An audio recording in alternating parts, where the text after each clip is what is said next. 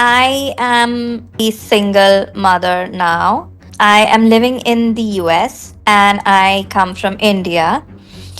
When I got into this relationship, I was in denial for a very long time, holding a very good position in such a large organization, could do such, I want to say, disgusting. All of the acts that of abuse that I went through Yeah. were absolutely disgusting.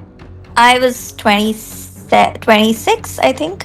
And we Yeah. met through a matrimonial website. During the first year of marriage itself, the physical abuse began. Yeah. It was all full of blood. I had lost my will to live when I was with this man. He kicked me in my stomach multiple times, and then the last blow he made was on my left eye, and he gave me a black eye. Nobody knows what intensity of hit is needed to actually get a black eye. I do. Right. The Relationship Roundtable. Because relationships matter. Hi, everyone. Welcome to the Relationship Roundtable. Today, we have a little bit of a different format. I have with me a guest who actually emailed me saying that she wanted to come on the channel after seeing the interview that I had with me and my ex-husband. And she said that she wanted to share her story. So here we are today listening to 𝗪𝗔𝗧𝗔𝗍𝗲's story at the Relationship Roundtable. So with that, we have our first anonymous interview, and I will let our guest introduce herself. Thank you so much for coming on, and please introduce yourself. Thank you for having me, Jessica. And I think this is a great opportunity for people like me to tell my story to the world. And if the main reason why I wanted to do this was I really want more and more women to become aware of the situations and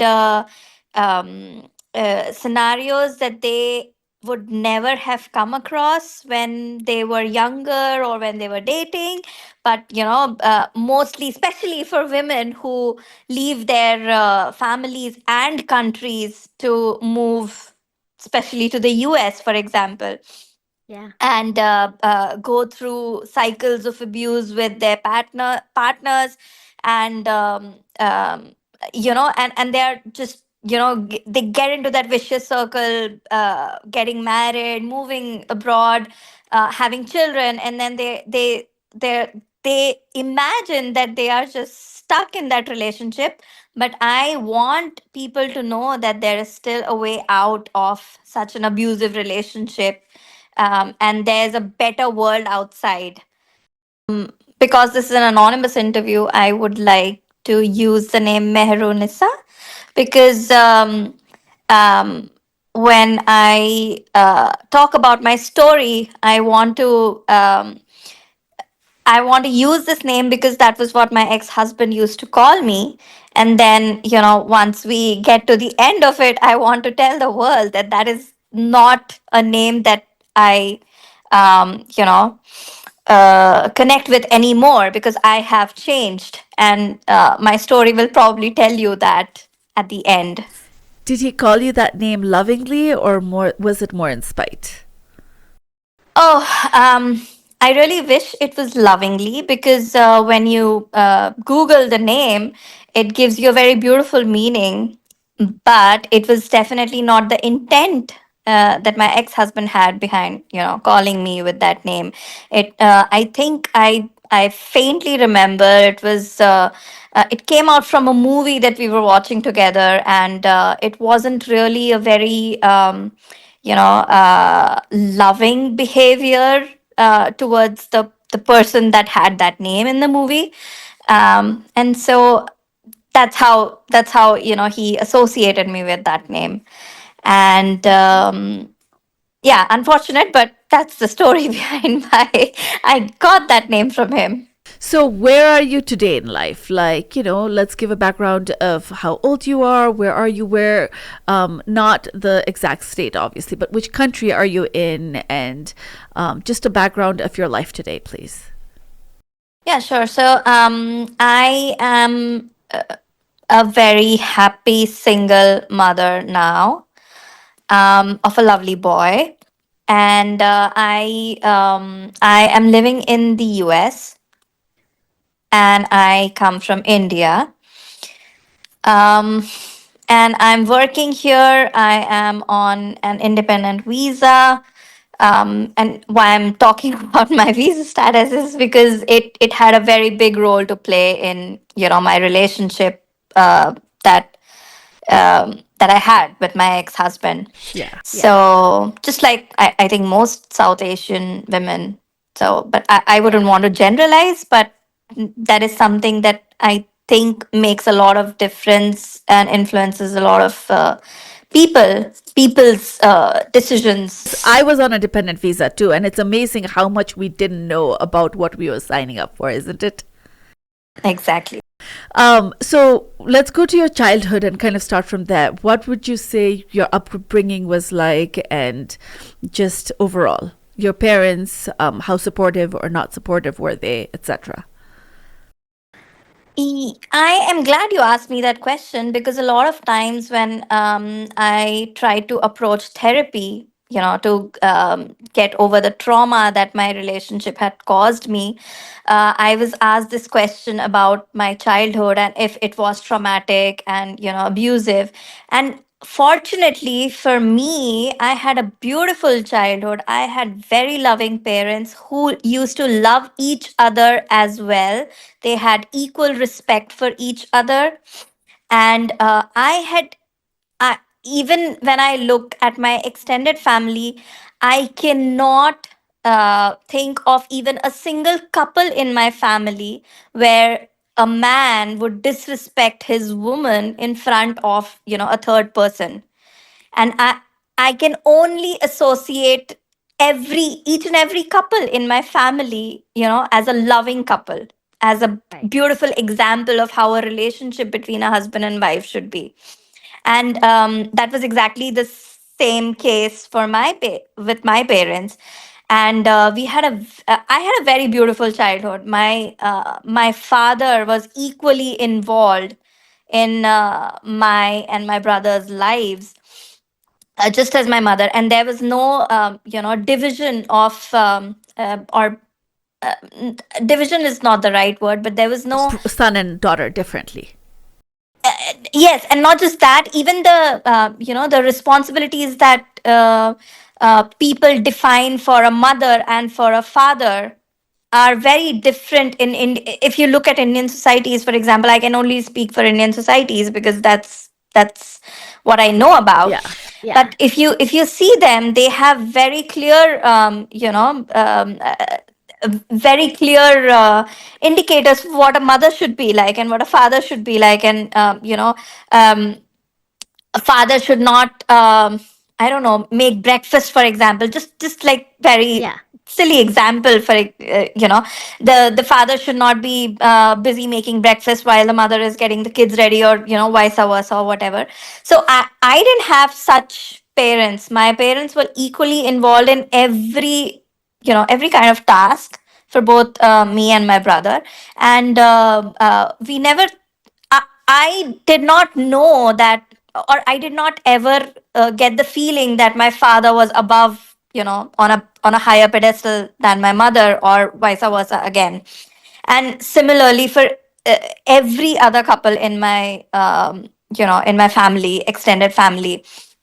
And that is why when I got into this relationship, I was in denial for a very long time, because I could not understand how somebody who's so well educated, living abroad, working in a very having a very holding a very good position in such a large organization, could do such I want to say disgusting, all of the acts that of abuse that I went through Yeah. were absolutely disgusting. So, so you were basically looking for the similar kind of relationship that your parents had, and it sounds like from what you're saying, you almost had blind spots because you hadn't been exposed to the atrocities of what a bad relationship can be.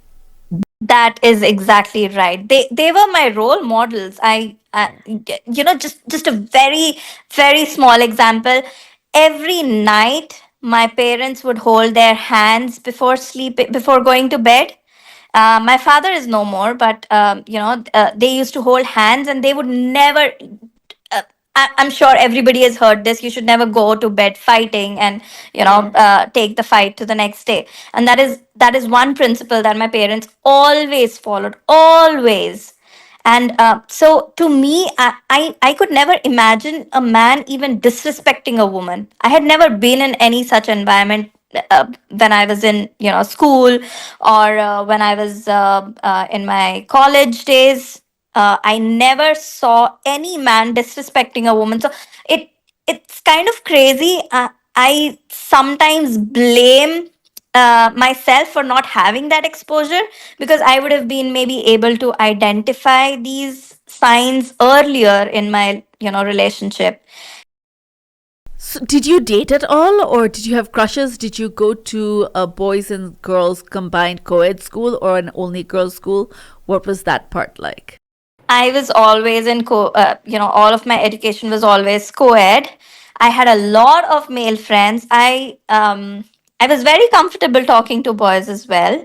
And again, I wouldn't say, so I consider myself as a very logical person. Okay.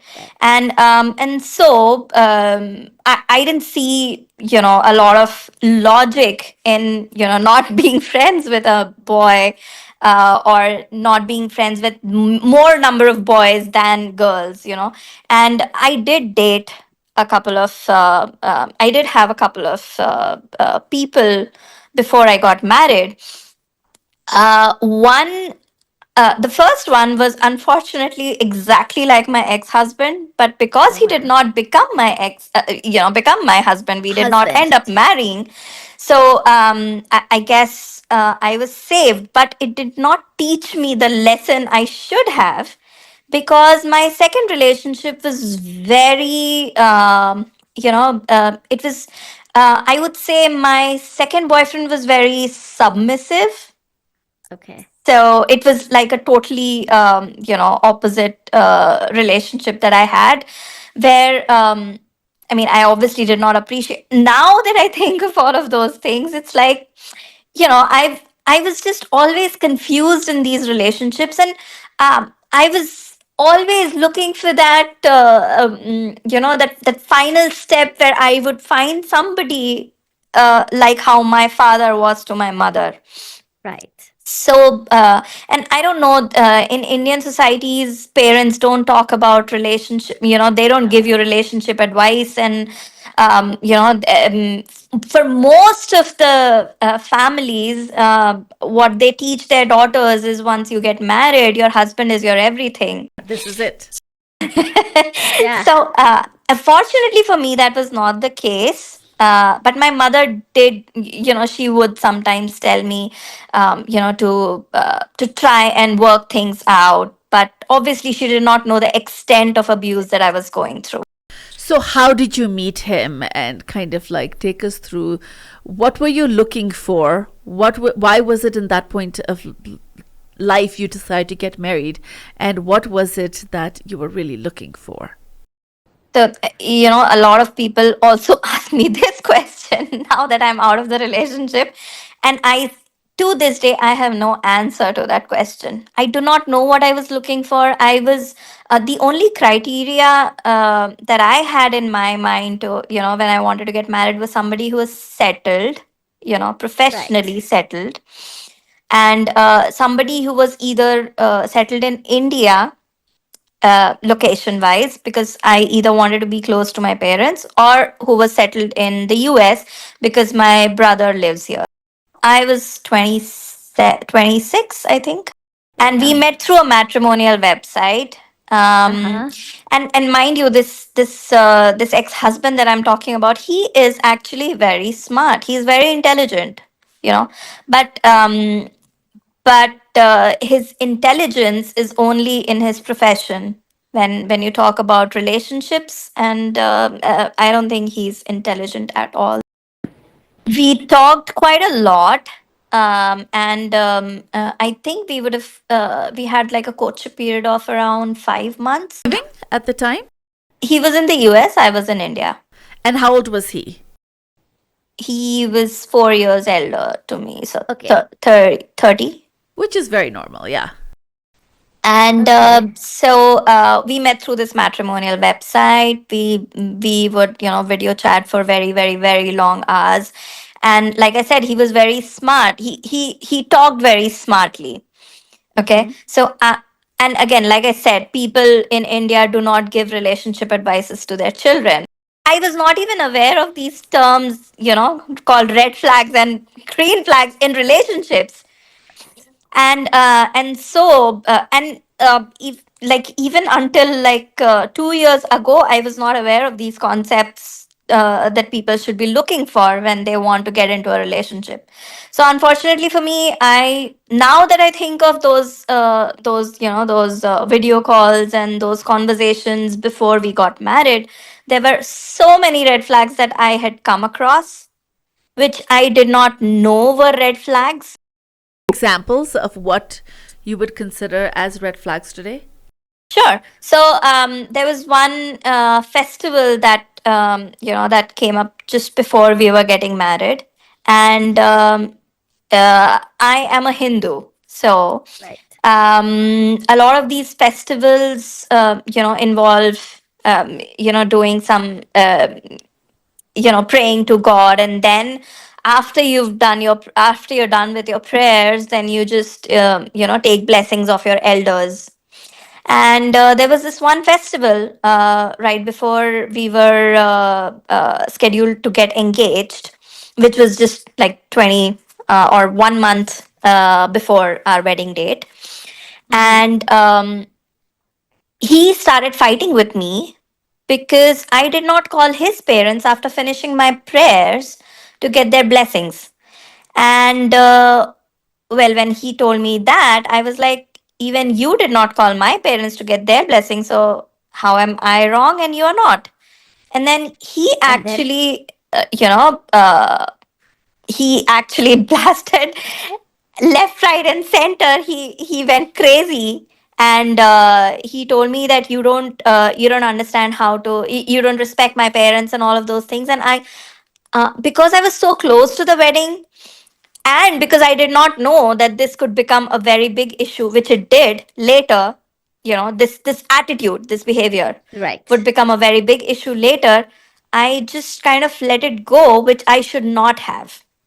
How far into the wedding planning were you? Were you already planning to get engaged? Had you told people that you were marrying this guy? How far into it were you at this time? Well, we were scheduled to get engaged in like the next 5 days. So Okay. we were pretty close to getting married, and like all the wedding invitations had gone out, and everybody had planned whatever they were supposed to, like, everybody had planned to attend the wedding. So all of that. So pretty close, I would say. But I don't think I had that in mind at that time to, like I said, I did not know that this was an issue. Had I known that it was an issue, I wouldn't have, Right. nobody would have stopped me, even within my family. I'm sure my father would have, like, my parents would have supported me if I Supported. wanted to, call off the wedding. But Yeah. the No, for problem sure. was I did not know that it Yeah. was a problem. So you'd already seen a few of these red flags by then. How Mhm. was the wedding process? Did that go smoothly, or you met him? You hadn't even met him until you got engaged. That is, no, I did meet him. I did travel to the US to meet him. Oh wow. And he's not very we were not physically compatible, I would say. If you know what I mean. Like, Yeah. I am on, the more good looking spectrum, if you want to call, if you were to Right. compare the two of us. And I still met him, but like I said, I was so impressed by his intelligence and, smartness, that all of these things seemed very, Trivial. trivial. Yes. Yeah. And so I did meet him. Once before we got engaged, and the second meeting was when we were getting the day we were to get engaged. And all of the wedding planning and stuff was already was obviously, all of the decisions were dominated by his family. So I come from a state in India that is very patriarchal, and if the guy's family demands something, if you want to get married, you just say yes to it. And so most of the decisions related to the wedding were obviously dominated by him and his family. And there was absolutely no regard for what I wanted or what my parents, wanted. And again, that was another red flag, which I could not identify because I had never been through such a situation. And neither had my parents. Because I was in a similar situation, I can empathize with you. Your thought process was probably, well, we'll get married and then we'll go out of here. So in the long run, this really doesn't matter, right? Yeah, but the other thing, I agree with that statement, but in my case, my ex-husband was equally, patriarchal in all of these discussions. So that thought never crossed my mind. I was like, well, I would tell you, I was always of the opinion that if you give love, you get back love. And I had decided that I will totally dedicate myself emotionally to that family because I'm accepting them as a family. But that did not, that attitude was never reciprocated. Right. And that is where I was wrong. I also made a lot of assumptions before I got married to this person, because when we were during our courtship period, for example, whenever we would talk, there were a lot of things that he would ask of me. For example, what do I think of family? How important family is to me? And I would give him answers, and he would be impressed with those answers. But I was talking from a perspective of, if I say that family is important to me, that doesn't mean that it becomes your family that is going to be important to me after the wedding. My family still remains important to me, Right. and they will always be my priority over your family. That was my assumption when we would talk about these things, because I thought that, if our ideas match, and if our principles match, then it's for the both of us. Your assumption was basically, when you say family is important to me, your assumption is my parents are important to me, your parents will also be important, everyone in the family. But his idea of family was only you, him, and his parents. Yes. So again, it goes back to patriarchy, right? You are marrying, you're coming into my family, so you leave behind your family, which is not the case. It cannot happen. My parents will always remain my parents. I will always be the person that came out of my mother's womb and not his mother's.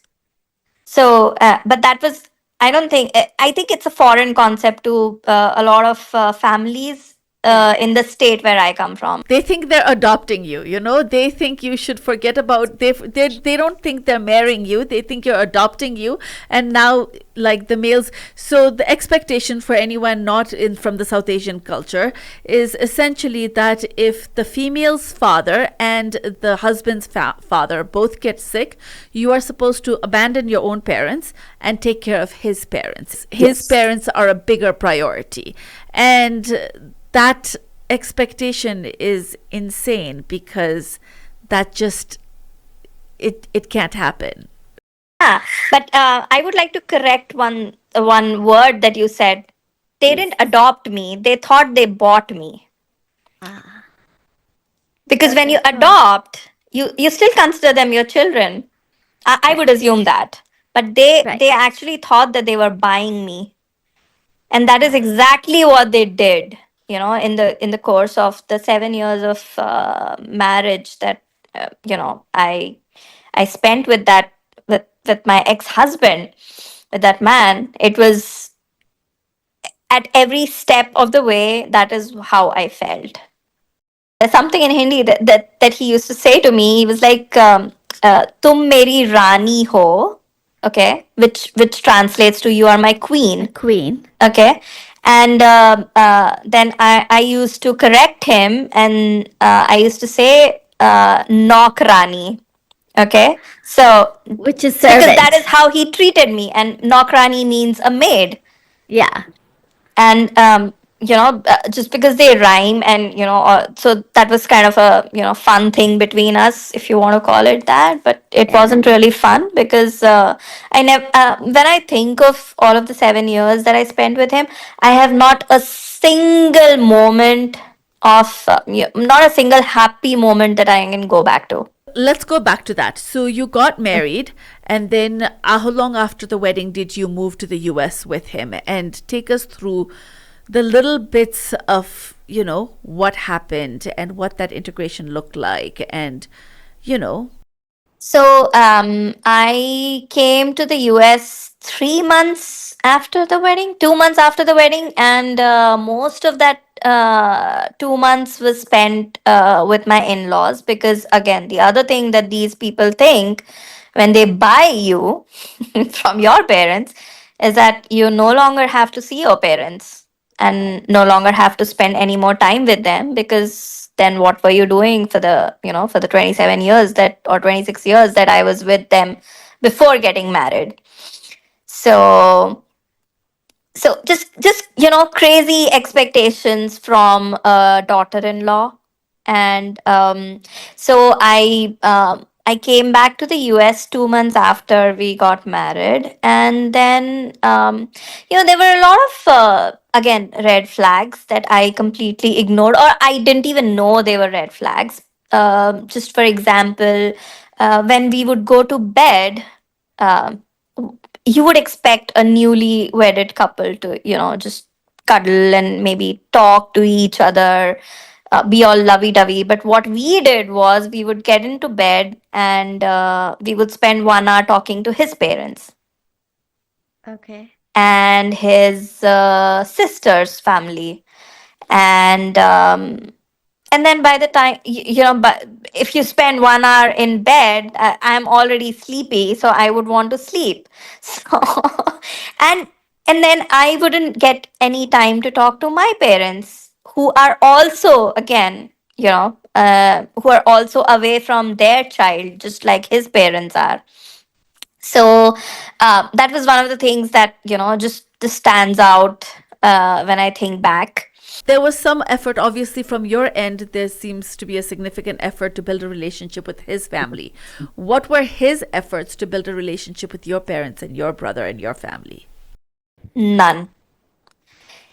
So, and this did not start, right after we got married, but it was a gradual. He gradually built it up, where he would obviously never, ever, ever be around when I would talk to my parents or my brother. I could connect with my brother during US hours, and my parents would obviously be sleeping during that time. So how it started was how his how his behavior started to show was, whenever we would have even the smallest of arguments, he would just call my parents, and he would try to call them during odd ungodly hours, like post midnight and stuff like that, to Because of just the tell time them. difference between US Yes. and India. Yeah. And then he would just tell them that, how have you raised your daughter? And again, the patriarchy used to show up every time. And so I and that was his biggest mistake, by the way, disrespecting my parents, because that is what actually, made me move away from him. Otherwise, I think I would have still continued living with him, but that was his biggest mistake, coming after my family. So like I said, my parents have always been a role model, of how a couple should be. And so when he would, disrespect them, and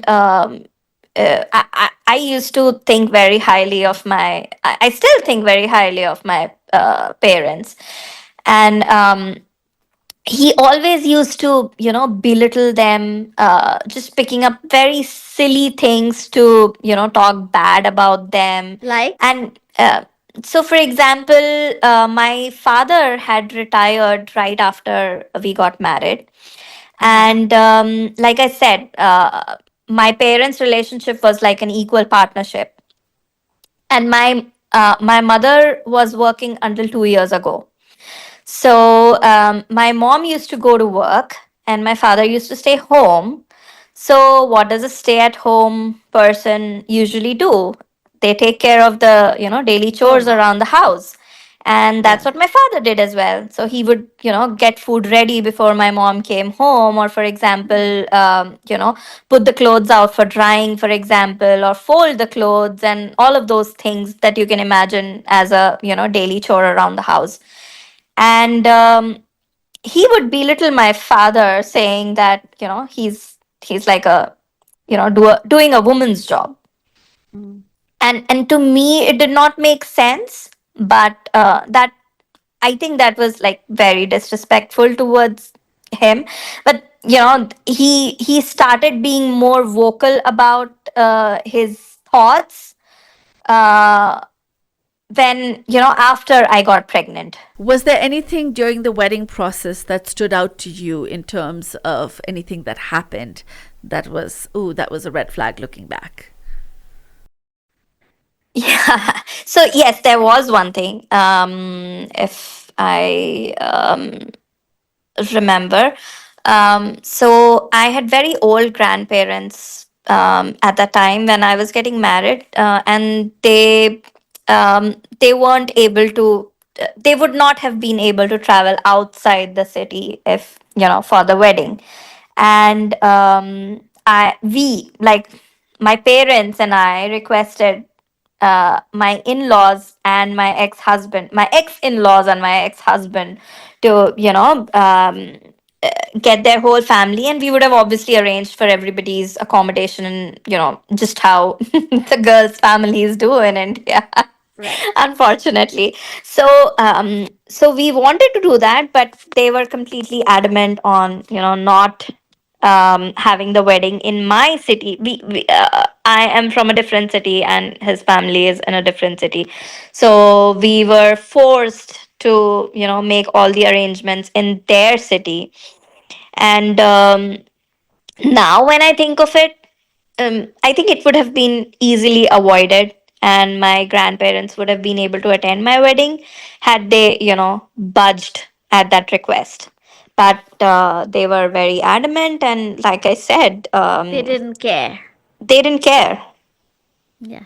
And to me, in my family, I have a lot of my grandmother is still alive, and I still have a lot of respect for her. Everybody in the Yeah. family adores her, and we obviously love her a lot. And it I would have really loved to have, such an it's very rare, or I wouldn't say rare, but in these times, especially, I don't think a lot of people have their grandparents, alive to be able to attend their weddings.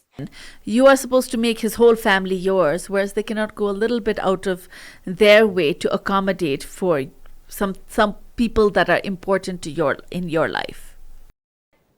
That's true. Double standards. Yeah. Absolutely. I mean, hypocrisy was at the, at the top, Pinnacle. in their, negative traits, and I suffered a lot in this marriage.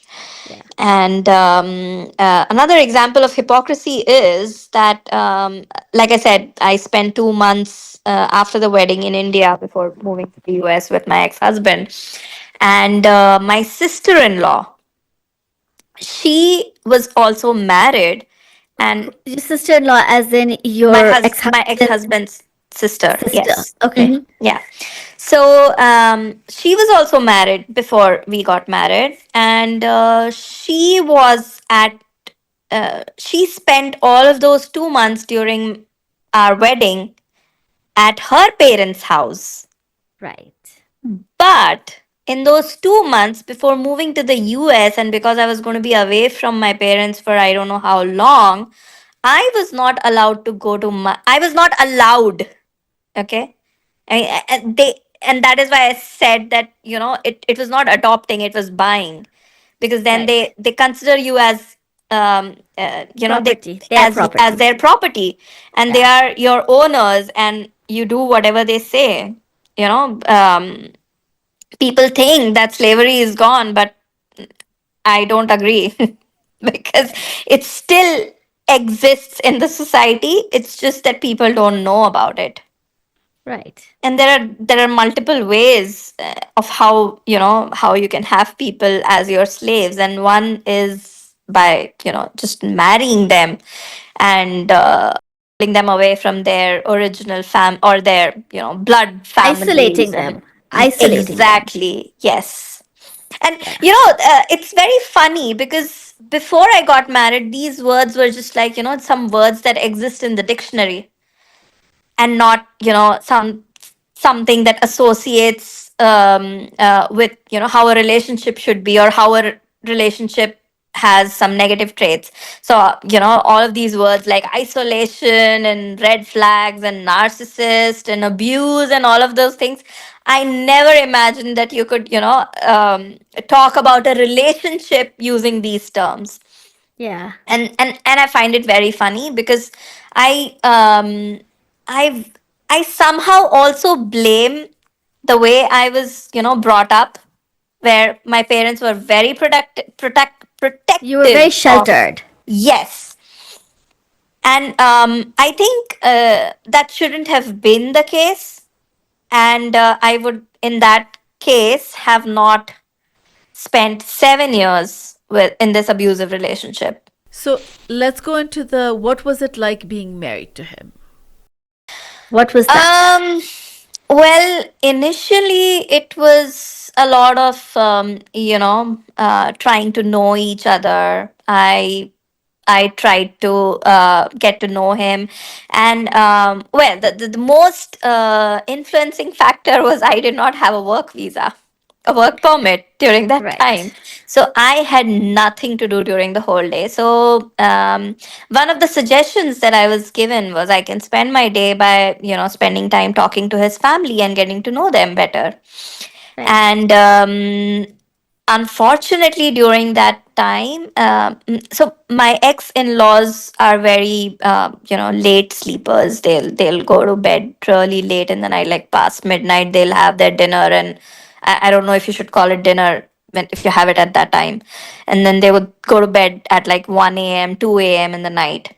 And so that was most of my day, like would go entertaining them. I call it Mm. entertaining because it was like a duty for me. It was like a responsibility that I had been handed over to make sure that they are engaged during the whole of their evening and the night before they go to bed. And then I have to give them like each and every um Update of what you was cooked and what you did. yes. Yeah. And not just that, I would also have to give them an update on how many pounds of rice I have remaining in my pantry and stuff like that. Yeah, so Yeah. that was crazy. control and That's the thing. interference. Yeah.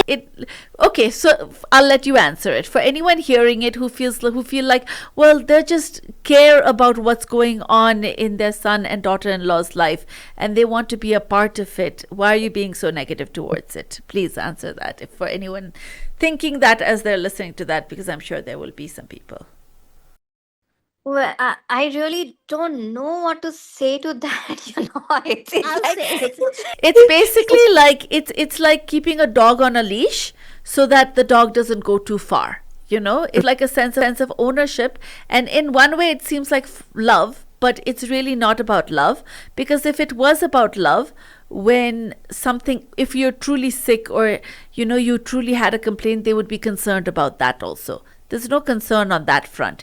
It is just about being able to control what you do and knowing, like really understanding where to be able to hold you hostage. that I really like that analogy that you gave. Yeah. Dog on a leash. Yes, that was Yeah. exactly what I was to them. Yeah. Yeah, that's true. And the other thing that you said that just reminds me of one very good example of what I thought for for a brief moment of time what I thought was love, but which was actually trying to control me, was but this comes in later during the 7 years. Okay, but I still want to mention it right now just so I don't forget. Right. My husband and I still work in the same office, and during that time, when I finally got my work permit and I started working, which was again in the same office, and we were in different teams because we work on different technologies, and we're both in IT but different technologies. So whenever it would be lunchtime, he would just walk over to my desk, take me with him for lunch. And so I never had the opportunity to connect with, my teammates on a more personal level, because it will be only, when I'm working that I'll be with them, and not, but if you go out for lunch with your team members, you get to know them on a personal level and stuff like that. So I never got that opportunity, because every day he would just come and grab me from my desk and take me for lunch. What would have happened if you would have said, today I want to eat lunch with my teammates? Well, I never dared say that. I don't know why. I think somewhere I knew deep down, in my subconscious, I knew that, that would not sit well with him. So I never even tried that. Okay. But what he would, and this is what he used to do, and a lot of my friends would be like, oh, wow, you've been married for so long, but he still wants to take you out for lunch every day and he cannot be without you, So romantic. yeah, that's so romantic. And then now, like just like 2 years ago, as of 2 years ago, I finally realized that that was just a form of control, Yeah. because if I had made more friends, he would not have been able to isolate me and made me dependent on him for everything, including emotionally. Even though I did not get anything back from him, when I was even when I got emotionally dependent on him, it was mostly stripping my emotions away, and just making me feel bad to f- to be feeling anything. So it was a form of control which I didn't realize back then. Yeah. And I had to I was not even allowed to make friends outside his friend circle. So all of my friends were his friends' wives. Okay. So, hearing all of this from a devil's advocate perspective, it actually sounds pretty nice. He wants to eat lunch with you all the time. I mean, his friends and your friends are all common friends. He wants you to get to know his family and spend time with his family. None of this really, from beyond one level, sounds abusive, really. So, what was it that basically made you walk out? And that is like so during the first year of marriage itself, the physical abuse began. And please don't ask me why I stayed in that abusive marriage for 7 long years. Because, like I said, my role models for like a perfect relationship were my parents, and I was in denial for almost 2 years. Yeah, it was actually 2 years that I was, totally in denial. I was like, no, this cannot be happening to me. This person cannot be that bad. And I was so naive that I used to think that his sister and his mother, when I used to tell them about, these things that were happening between the two of us, because I couldn't tell this to my parents. My parents would have just, pulled me out of that marriage right away. Right. I don't know why I didn't want that to happen. I thought that maybe they'll hurt more if they heard that I was going through such abuse. And that's why I I never never told them anything. You told his mom and his sister that he was abusing you and like hitting you, or Yes. Yes. So initially it was just his sister that knew that he was hitting me, and then she would say things like, whenever I used to confide in her, she would say things like, "I really empathize, sympathize," and all of those fancy words with you, because before being your sister-in-law, I'm first a woman and then your sister-in-law, so I completely empathize with you, and I hope this changes, and I will talk to him, and all of those things. And she would talk to him, but what that would do is instigate him more. Right. And but even then, he didn't really care who knew within his family, mind you. He didn't care who within his family knew that he was, physically abusive towards me, because So, apparently everybody in his family knows what kind of a, person he and his father, are. okay. what does that mean? And he so my ex-husband was very physically also very aggressive, but the only difference between him and his father is that his father was he had never raised his hand on my ex mother-in-law, but he was Okay. equally abusive towards her. He was verbally very abusive. I have heard him use swear words in front of towards his wife. In front He of you. would in front of me, yeah, and also in front of his son-in-law. So like Okay. my husband's sister's husband. Ouch. Okay. So, and he didn't care. So he would say such abusive words to her, and my ex mother-in-law also comes from a patriarchal family, just like everybody else. Yeah. And so she thought that if she just served her husband till her deathbed, she will go to heaven. I think, I'm sure she still does that, because I don't think my ex-husband or his father are capable of change. Right. Definitely not at this age. One of the major things in the marriage was obviously control. Right. So he would control everything who I was talking to, including my family. I was not allowed to. So here's the thing, it wasn't very direct. Okay, he wouldn't stop me directly from talking to my family. Just as an example, how he would prevent me from doing that was, and this is these kind of people are very smart with this. Okay, so whenever I would talk, or if ever I would talk to my parents in front of him, Uh-huh. and then it's usually video calls, right, that we make to our parents. I mean, I usually do like a video call, or used to do like a video call, and you can obviously hear, the people around you can hear what you're talking about. Right. And irrespective of that, my parents were always very respectful towards him, even though he was not very he wouldn't talk to them very nicely and all lovey-dovey. He would talk to them with this air in him that, I'm superior to you, and, oh my God, you're my wife's parents and you're beneath my, stature or whatever. So he would always have that attitude when he talked to them, but my parents were always very respectful to him.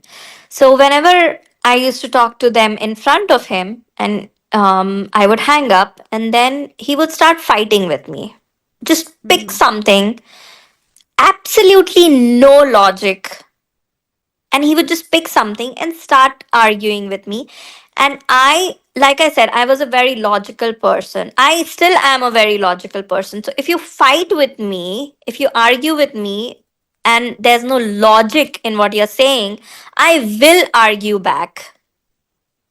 And so he used to do that, and I argued, and I would argue back, and then he would just, blame my parents and say that, because you were talking to your mom just now. And he would always target my mother because, coming from a patriarchal society. So my dad was not wrong when we are talking about spoiling the relationship between me and my ex-husband. But it was my mom that was doing it by talking to me, and somehow by saying that, okay, daughter, how are you and what are you eating today? Somehow, in those words, she was telling me how to fight with my husband. Right. So that's how he would portray it. And then, like I said, every time we would argue, he would call my parents. And then after this fight, he would just call them and say, why do you even talk to her? Why are you trying to interfere in our lives when that was absolutely nothing close to that? How did cutting me off happen? I thought that if I don't argue with him and if I avoid talking to them in front of him, he would Would not bring- pick up these fights. It would bring peace to your house. Exactly. But the problem with that was he would never leave me alone.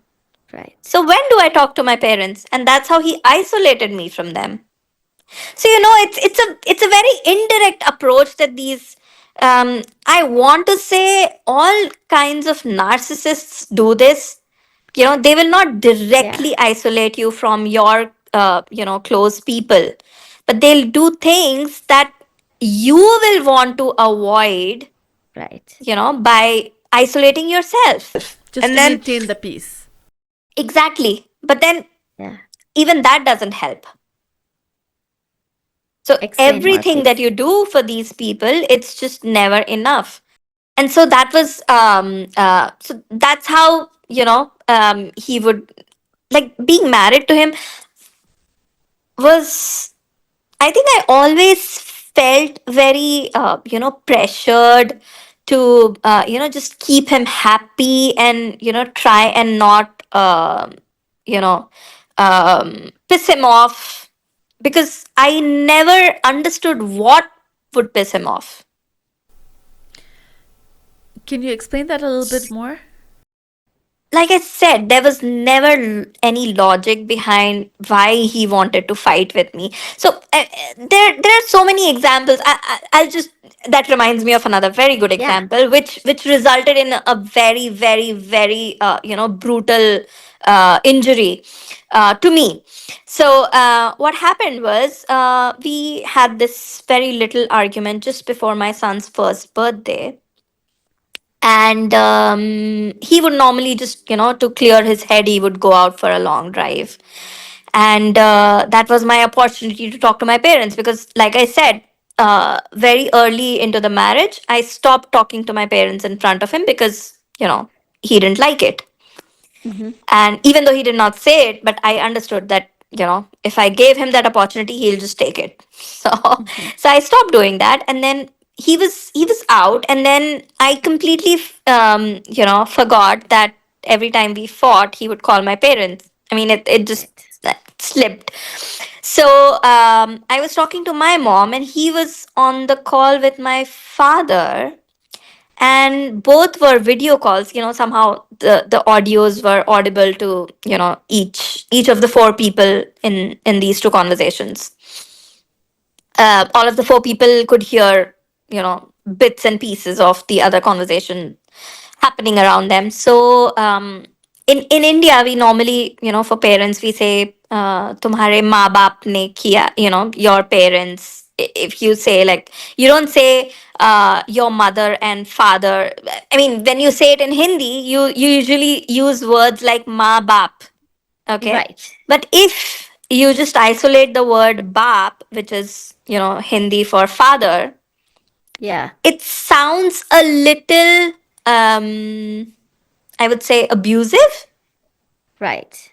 So that's what I said. And he picked that bit of it. Okay. And then he came back home driving at I don't know what speed. He came back home. He snatched the phone from my hand. I did not know by at the time that he had heard that, and that's why he was coming back. He was like, "How dare you call my father Bap?" And I was like, "That is when you speak, when you talk in Hindi, that's how you usually that's spoken, Yeah, yeah, yeah. just spoken language." And Right. but he went so mad that I was disrespecting his father that he snatched the phone from my hand. He took me to the so I was sitting in the master bedroom. He Mm-hmm. took me to the master bathroom, and my son, like I said, he was about to turn 1. So I had my son in my lap, and he was so furious for something that did not even make sense. He hit me on my nose, and I had a 5 by 8 size rug in my master bathroom. It was a huge bathroom. I Right. had a 5 by 8 sized rug. If you can, like, picture that size in your head, Yeah. it was all full of blood. He punched you. He punched me in my nose, on my Yeah. nose. And it was so bad that I started bleeding. And when I was bleeding, I video called his parents, because that was like one of the extreme, things that had happened to Yeah. me. And I called his parents, and the only thing that his father said to him was, "Why are you doing this at this time? Can't you just, like, solve things amicably?" And this was the exact tone. So I'm not just, like, imitating Wow. the words, Okay, but so it it wasn't a big wasn't a deal. big deal. Yeah. Oh my God, if you want to take this up, please take it up in in the morning India time, so that we don't lose our sleep over this. And I mean, obviously not lose sleep over it, but so that But she yeah. doesn't disturb our sleep. It's an inconvenience. And that was it. Yeah. How did things change from before you had a child to after you had a child? They got worse. And why? If you so during the first 4 years of marriage, when we were childless, I always thought, and again, I want to blame Bollywood for this. I always thought that bringing a child into, this marriage would fix things for us. Yes. And I want to repeat myself. I am blaming Bollywood for this, because that is where this idea came. Bollywood, Disney, Um, everywhere, happily ever after. Sure. Yes. So I thought that if I had a child with him, then maybe, just maybe, he will, at least stop being physically abusive. I was definitely not having any hopes that he would change his, verbal abuse and financial abuse and all. And again, I did not know until like 4 years ago that I was also being abused financially. So How so financially abused?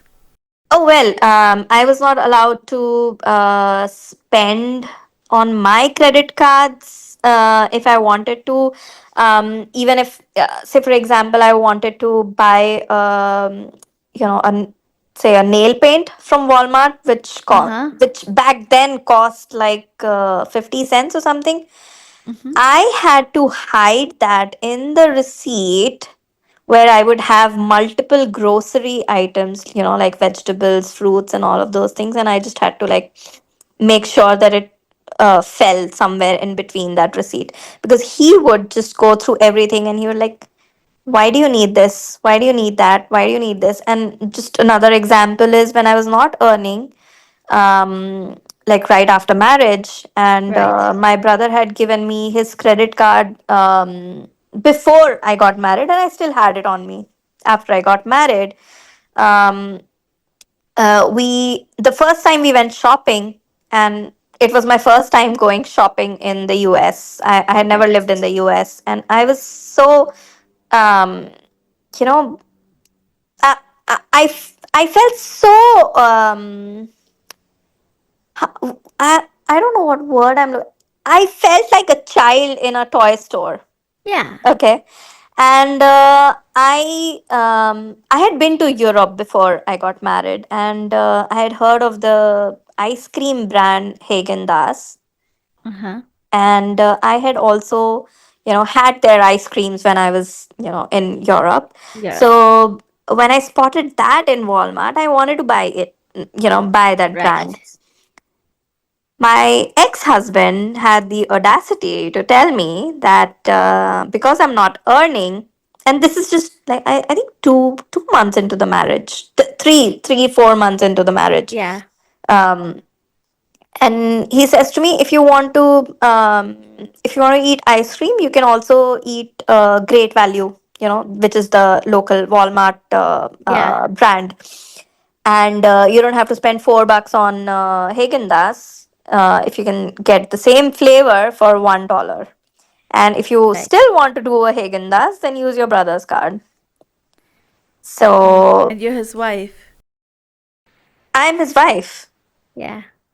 So yeah, Yeah. I mean, just very, very, very small examples that I now know were such big red flags. Right.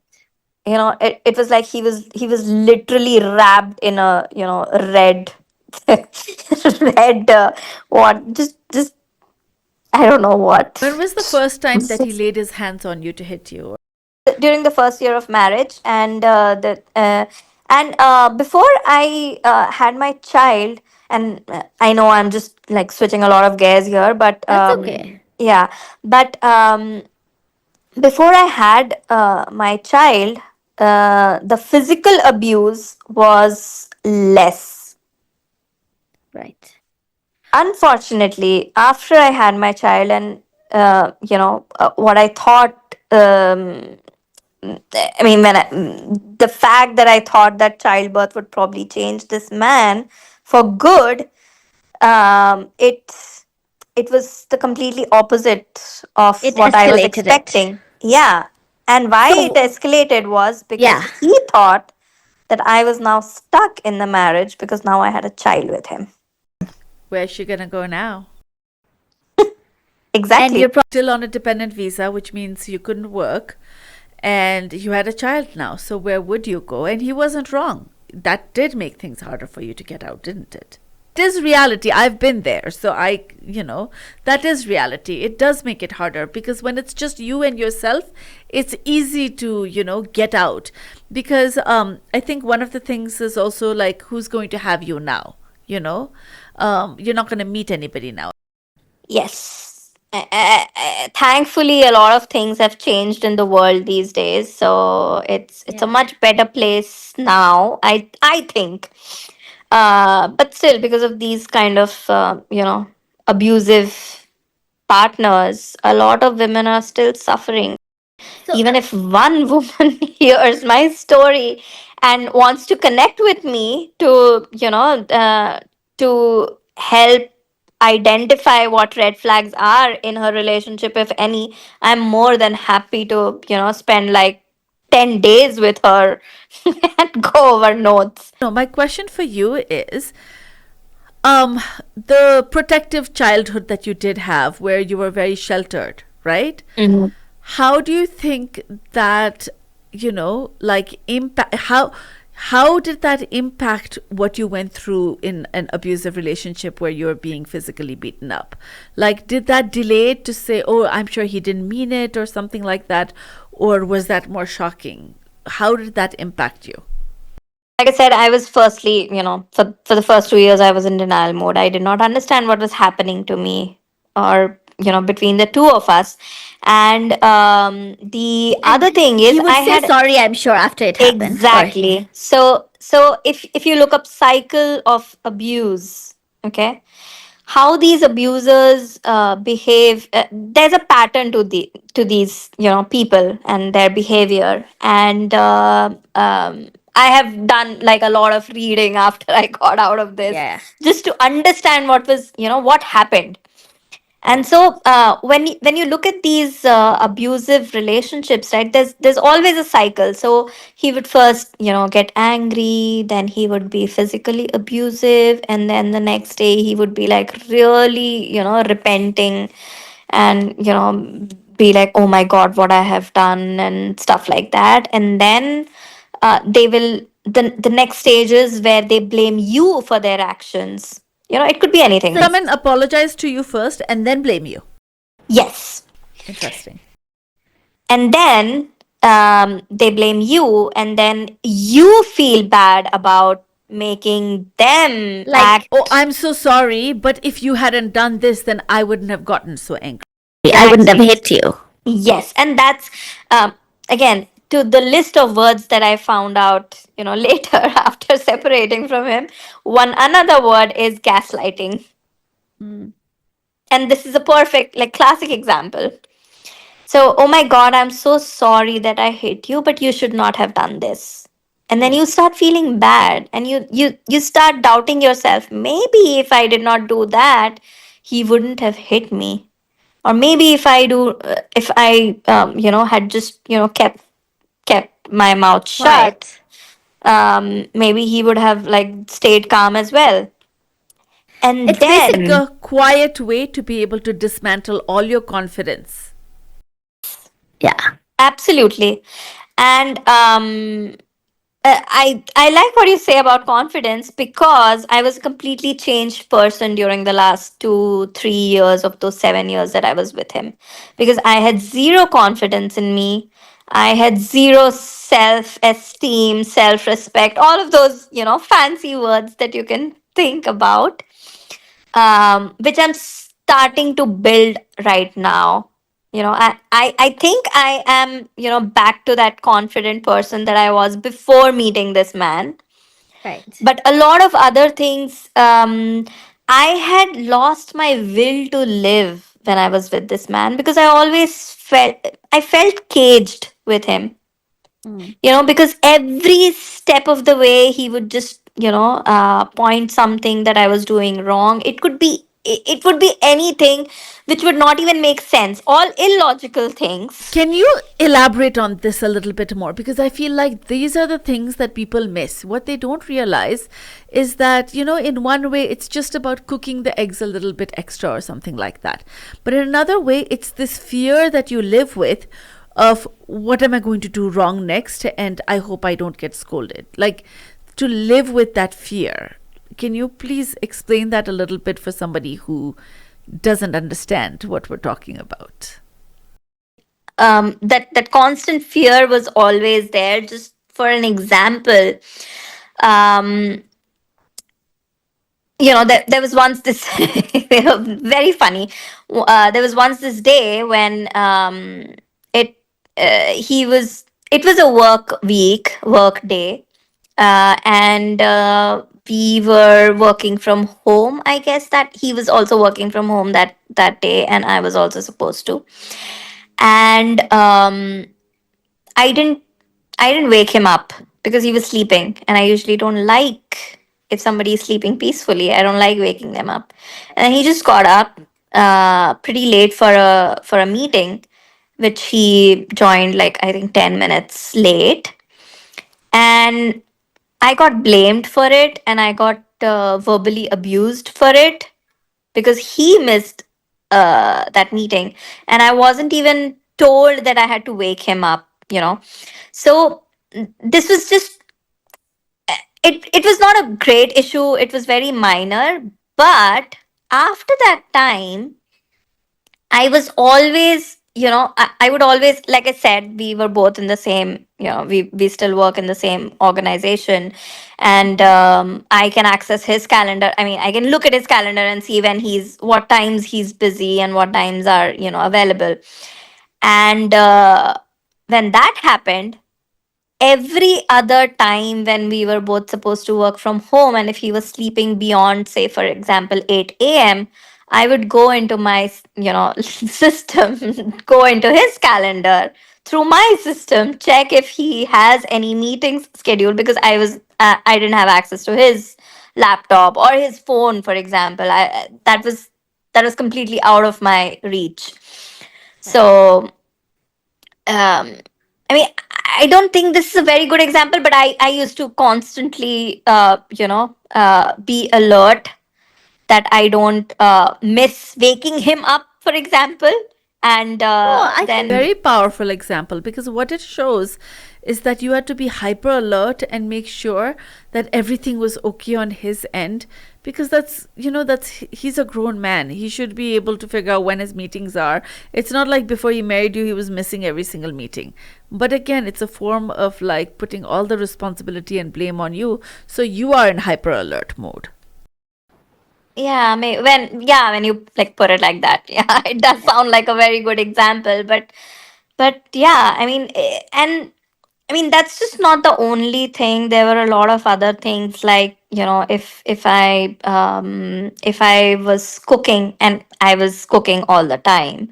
So if I was cooking, and if I did not, he used to like very spicy food, whereas I am more of a, I like more bland food did or he less ever help? spicy. Did he ever help with the household chores? Not the household chores, but some days, like once in a blue moon, and Uh-huh. literally once in a blue moon, if he wanted to eat very spicy food, he would cook. But the household chores, no. I would do everything, and even after my child was born, and I was like, during my child's first month, when I was still, healing from my stitches and everything, he Mm-hmm. wouldn't do anything. And my in-laws, my ex-in-laws, were also here, and I was expected to cook for everybody while I was And still they're supposed to healing. be here helping you. Yeah, so they would Yeah. not even help. Oh, and to talk, just a very good example of how he supported me after childbirth is, um, how these kids have growth spurts during the first few months, and they Right. don't sleep at night, and you have sleepless nights. Every other couple that I know would, the husband would let the wife sleep and take care of the child during the nights, so that the wife can get some rest, because you've gone through childbirth. Right. What my ex-husband did was, because my child would not sleep at night, he just started sleeping in another room. Mm.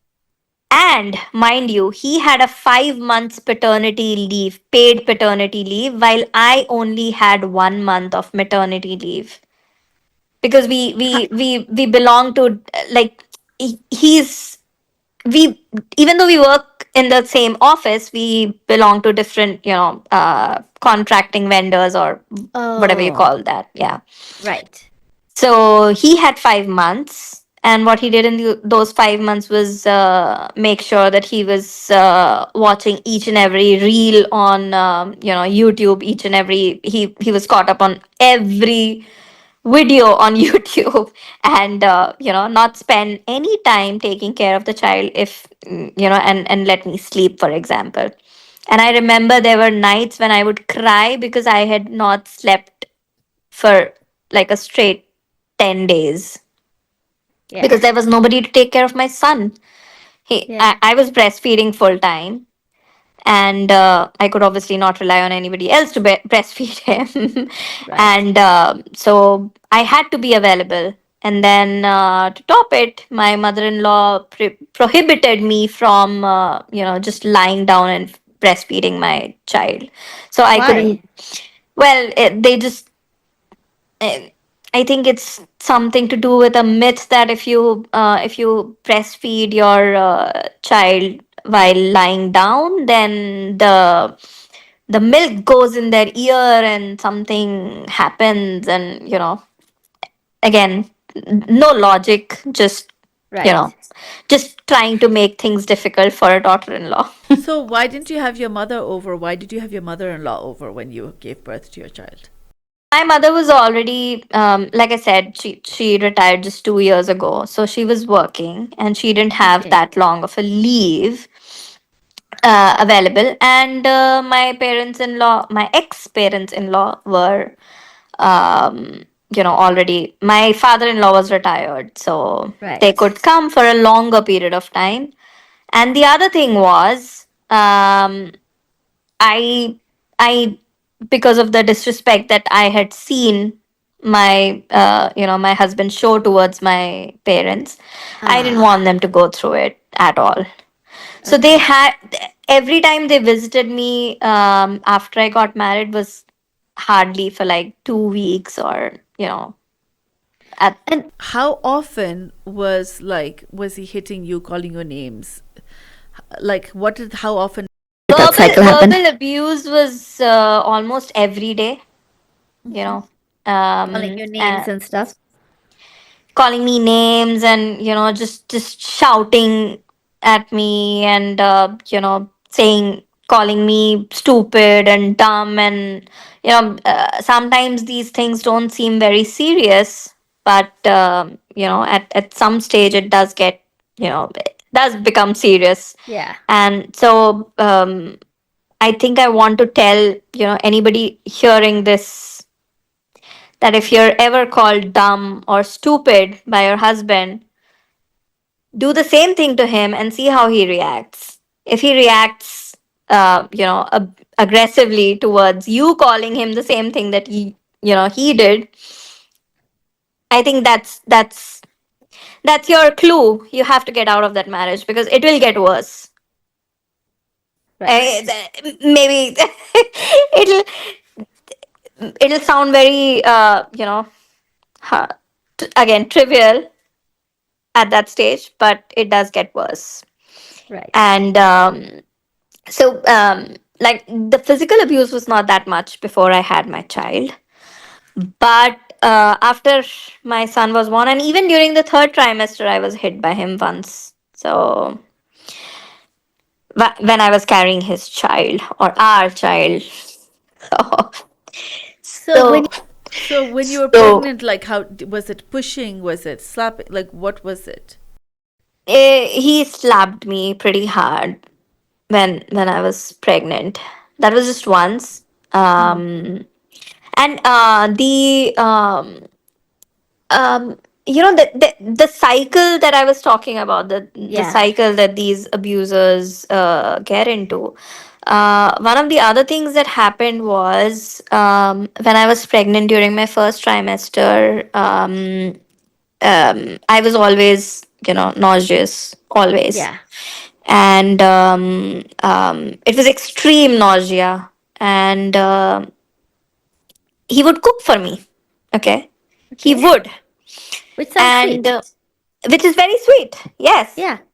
But he would also expect me to, praise him for it.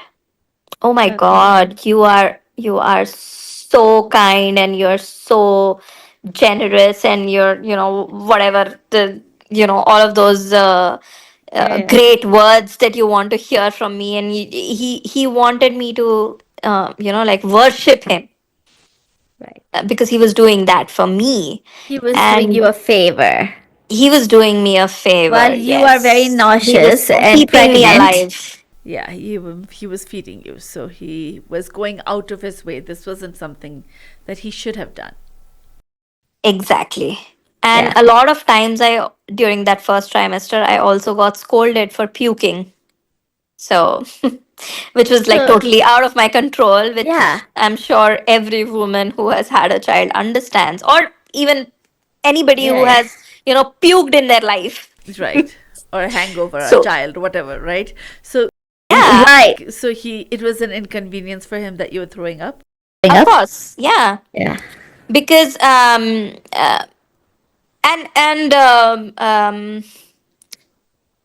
maybe this again will sound very sweet, but his mother would sometimes tell him that, oh my God, she's pregnant, so you should take care of her, and all of those things. But I bet you if, whenever we had the anatomy scan for the child and we found out that I was having a boy, I bet if it was a different case, If it was a girl instead. yes.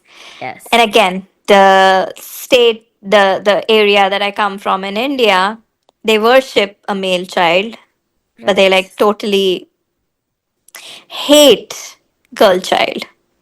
Right. And hate is a very strong word, but that is very Yeah. true. And so I bet if that was the case, then he would have not done whatever he did in the first trimester.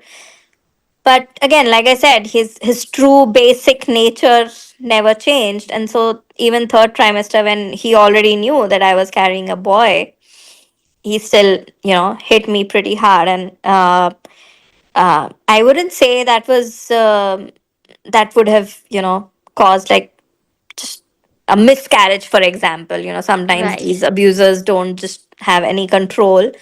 uh, but whatever he did was definitely not needed, and it was done when his parents were with us. So So they how And then how did his parents react to it? when he oh hit you? oh, interesting. Yeah. So so when he hit me, I told him in front of his mother that if anything happens to my child because of this, this altercation, Right. I'm going to kill you. That's what I said to my ex-husband. And then? And his mother says to me, your child is still not born, but this is a man that I have raised for 40, I think he was what, 35 years then. Yeah. So I have raised this man for like 35 years, and you're saying, you're talking about him like that. And I was like, oh my God, wow. You are.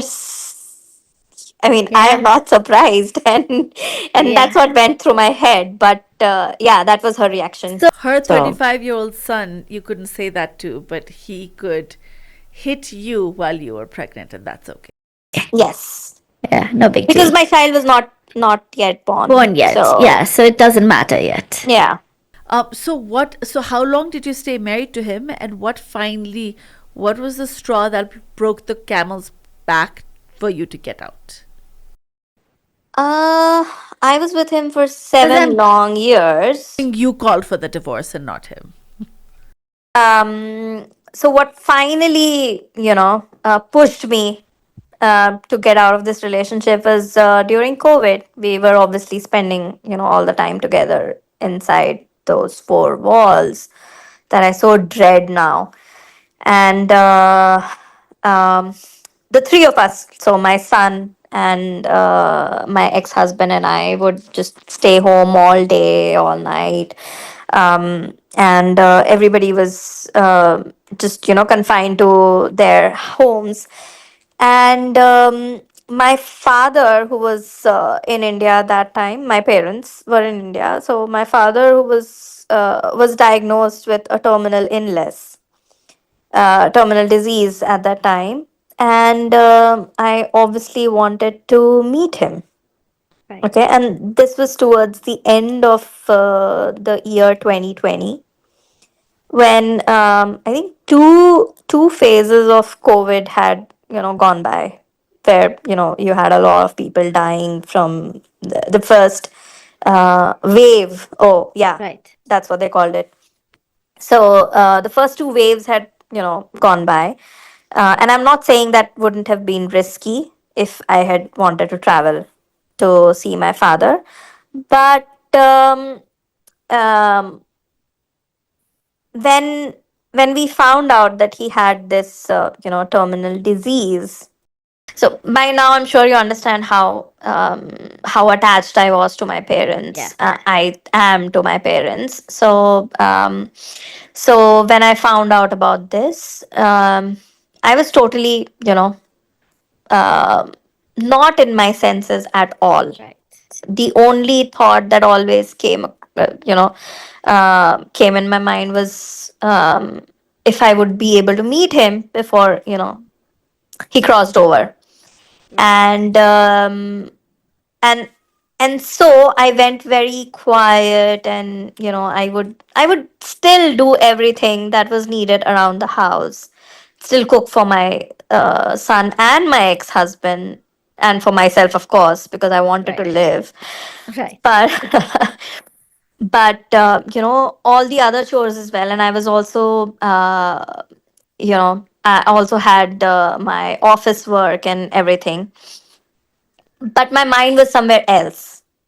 And to top it, uh, my ex-husband, um, so one time when the abuse reached another level was when I had my child. The second time that it went to another level was when my father was diagnosed with this terminal disease, because now my husband knew that I was, dead inside, and, I You were was like, vulnerable. yes. So, I don't know what came on him. I had completely stopped arguing. I would just say yes to everything that he would ask of me, and I never argued back because I was in a different headspace. And he took advantage of that, and he started, like, he increased the physical abuse to more than 2 times every day. So earlier it was, so in the beginning it was once every, like, 6 months, 4 or 6 months. Then after my son was born, it was like once every month, sometimes, 2 times a month.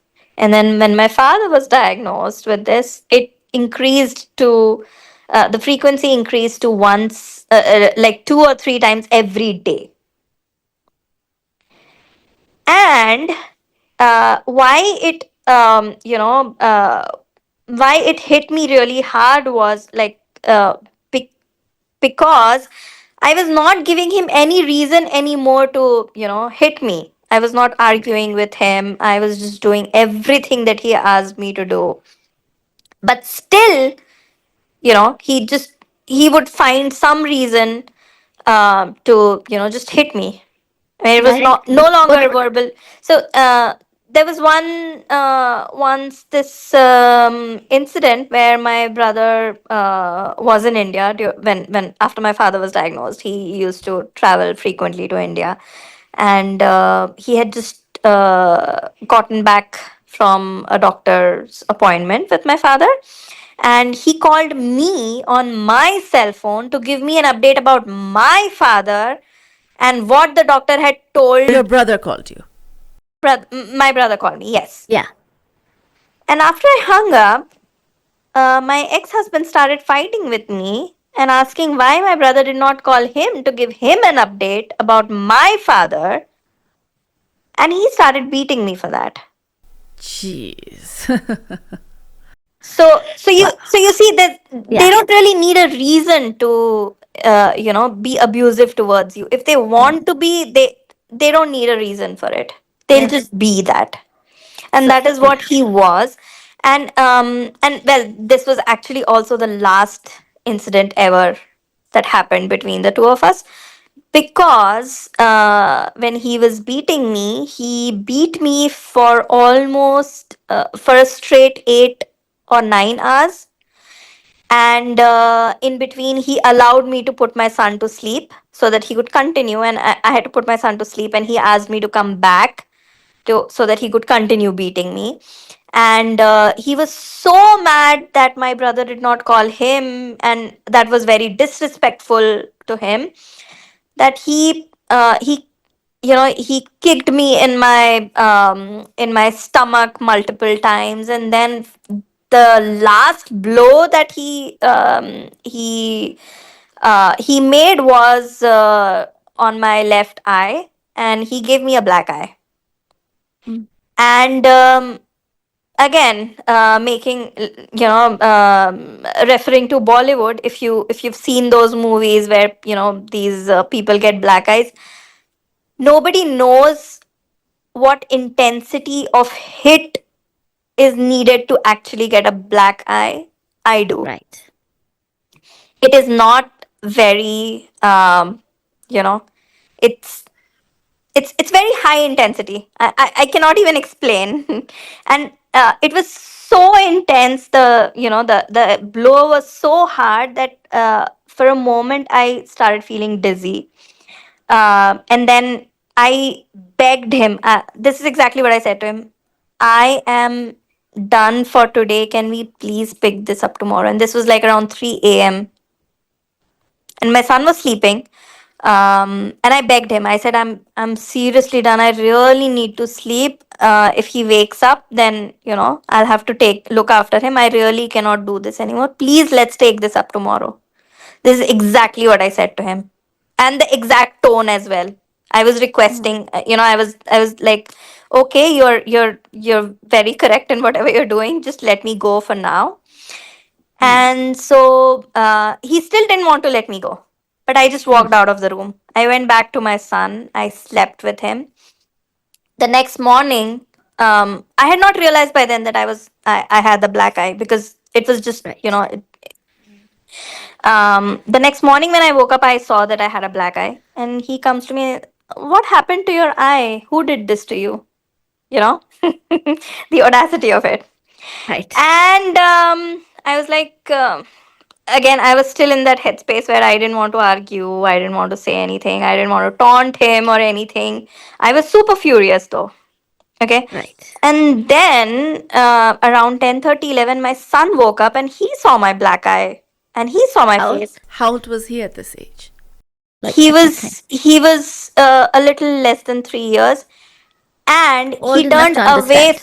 he turned away from me. He was like, ew. That was his reaction. That was my tipping point.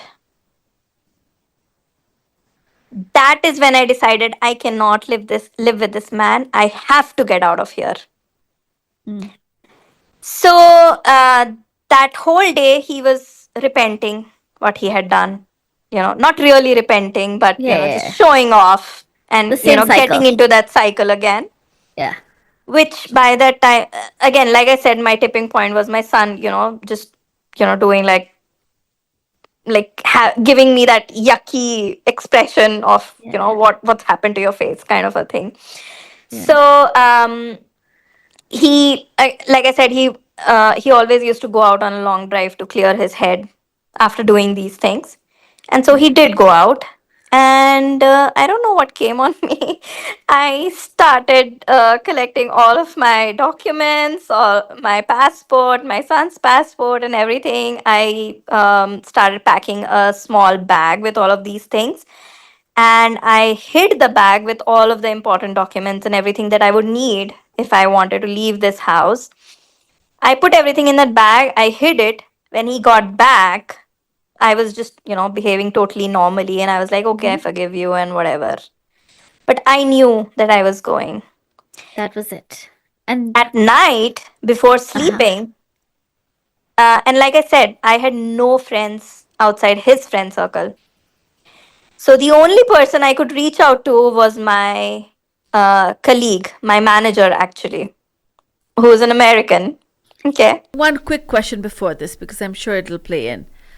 How much of a problem did he have of your relationship with your brother? Oh, sorry. I completely missed that part. It was exactly the same behavior that he would have when I used to talk to my parents. yeah, because So that I was was his. Support system in the US, and he would make sure that he severed that. exactly, yes. Yeah. So he had a lot of problems with my brother, and my brother is very he did his masters and everything. He worked really hard to get where he is right now. Right. And just when my ex-husband achieved something, a position in the organization, 1 year later, my 6 years younger to him brother also achieved the same position in his organization. Okay, so you understand the difference. Yeah, yeah, There's like yeah. a 5 years difference between what professional level he reached and what professional level my brother had reached. And so that used to really bother him a lot, and he would try to justify or not justify, but Discredit your brother. discredit. Yes, Yeah. that he must have done something, and just buttered his way up or whatever. Of course. So, yeah.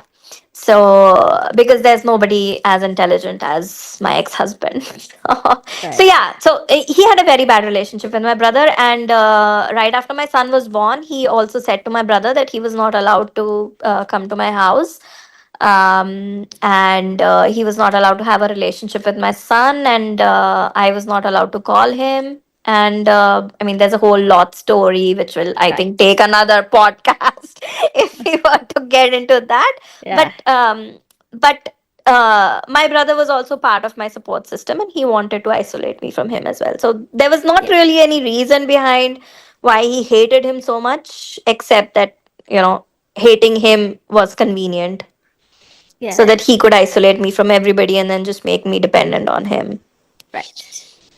So yeah, so like I And was then saying. So that Mhm. was the case. So you created a go bag, and then And then because I had nowhere to go to, I didn't I was it was a sudden decision that I had made, right? And I was not obviously prepared for, all the legalities of it, because I was going to literally run away from the house. you were still on a dependent visa. I was still on a dependent visa, that is correct. And I had a US born child with me. You would not be allowed to take this child with you to India because it would be a case of abducting a U.S. citizen child. Yes. And that is yeah. the most unfortunate part about, the US family law, I think. Yeah. And but that did play in the end in my case, because I did go to India with my child, and I was labeled as a child abductor. And now that I'm back, I did have to, hand over custody of my child to my ex-husband, so that that label could be taken off my name. Right.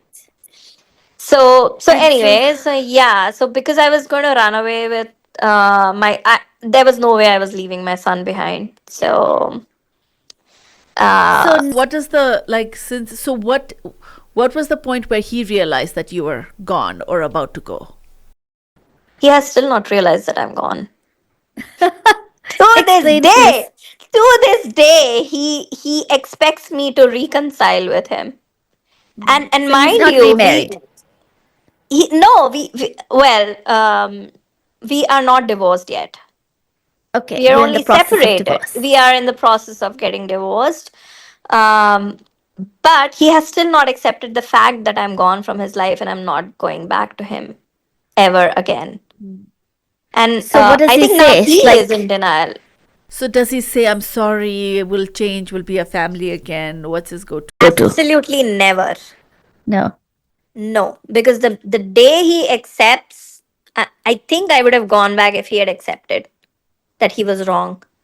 But the problem with him is he would blatantly lie in front of so many people and just say that I have lost my mind, and all of these stories that I'm telling about him being abusive towards me and me never going to the police and all. The other thing that I think the listeners should also make a note of is, the moment anything severe happens, do not expect that if you don't go to the police and if you let go, of an abuser, then they will also let go of you in the future. Because that is exactly what Right. I thought. I could have easily gone to the police. He would have been sitting in India. I would have been sitting in the house that we bought together, the Right. huge house that we bought together. I would have been enjoying my life with my son, just me and my son. He would have been sitting in India right now if I had gone to the police. But I thought, just for a brief moment of time, I thought that because I should not be destroying his life completely, Mm. even though he destroyed mine. Mm.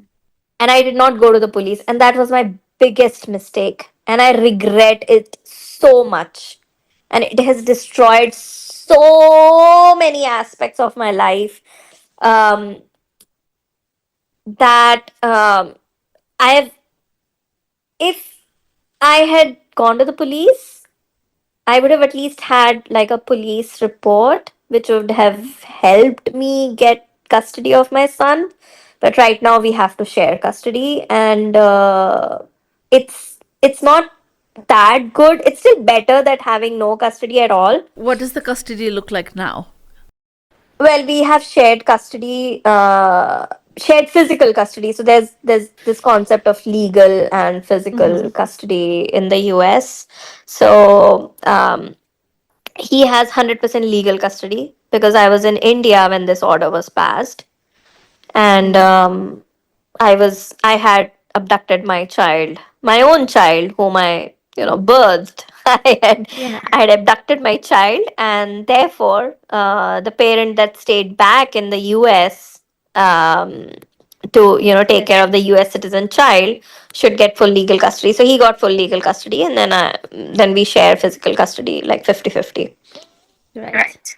But How old is your son now? he recently turned 8. How is he handling your ex and, He's very aggressive. My ex-husband is very aggressive. He doesn't care, and especially when he gets angry, he doesn't care who's in front of him.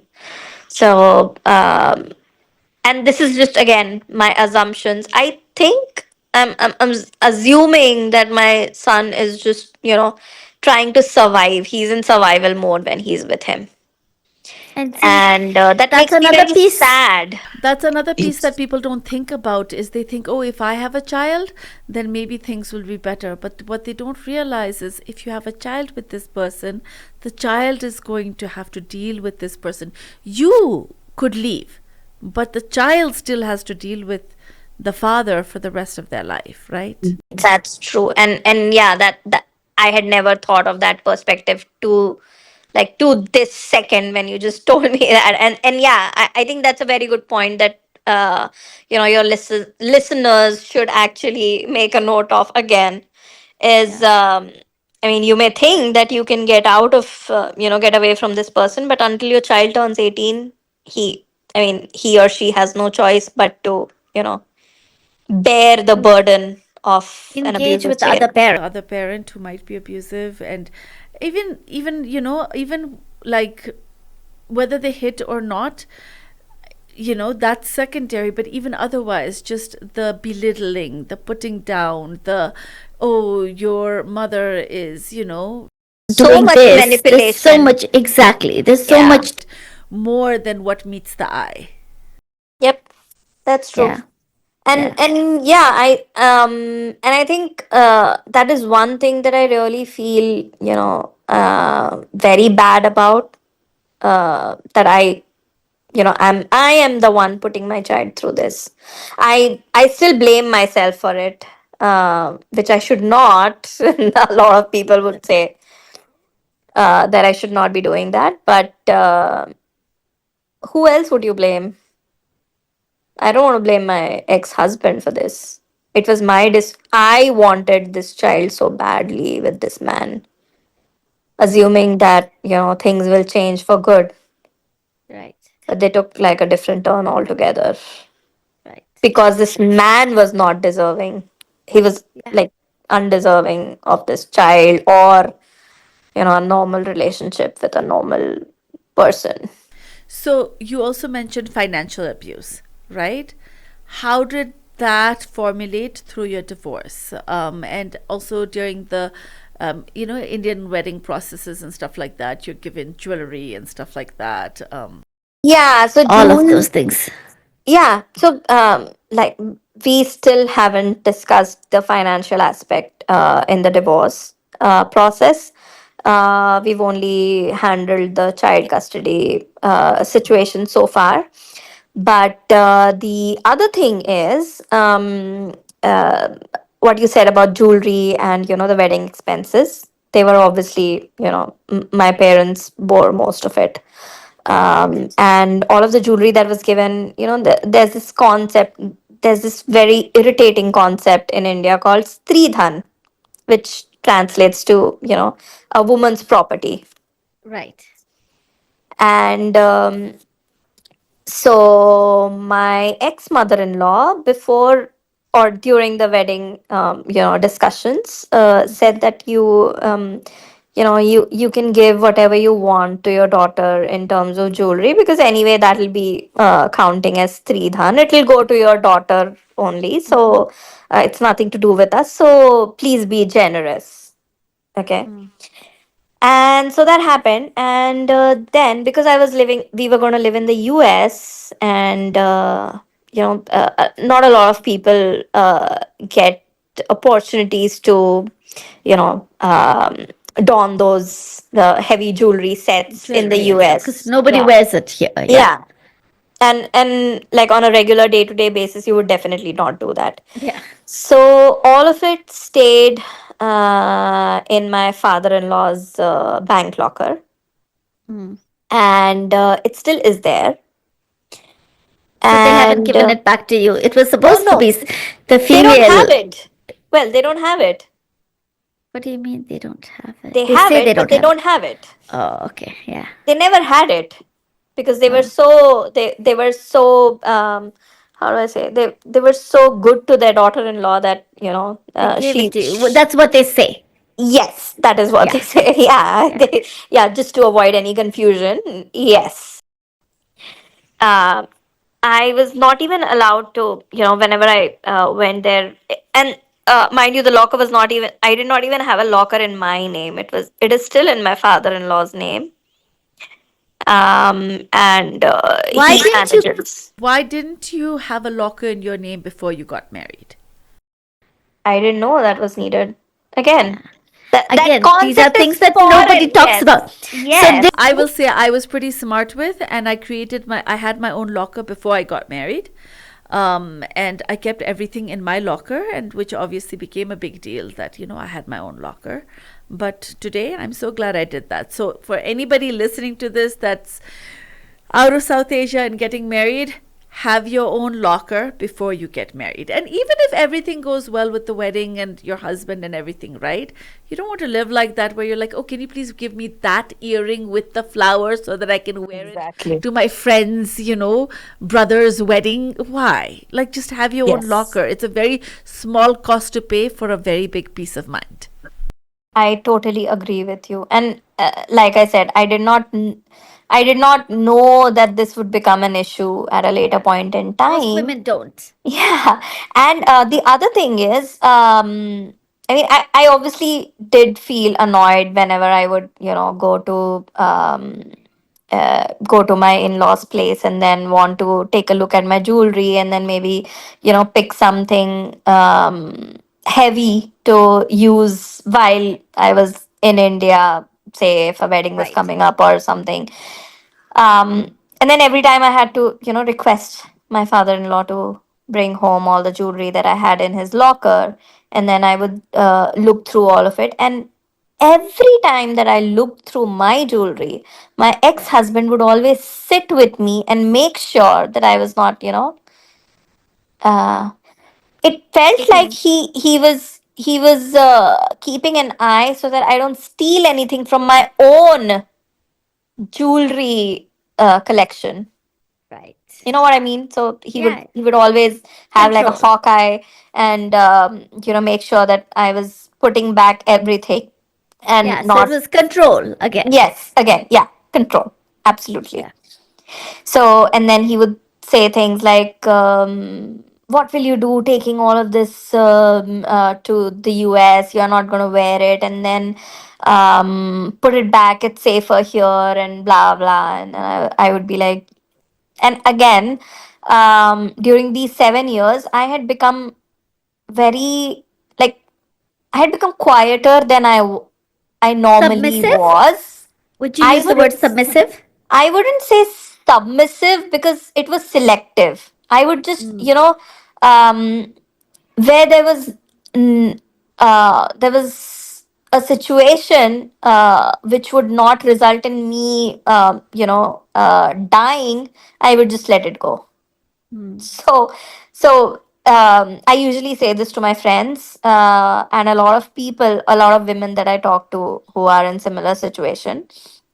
Uh, I say I usually tell them that I don't want you. I really wish that I didn't wait for the last moment when it was either do or die, Yeah. and then I got out of this relationship. I should have done it sooner. So Yeah. I tell a lot of women that I talk to that you should not wait for that moment to come, because then you'd have lesser options. After you got, people found out that you were getting separated and getting divorced, whatever. I know you're like still officially not divorced.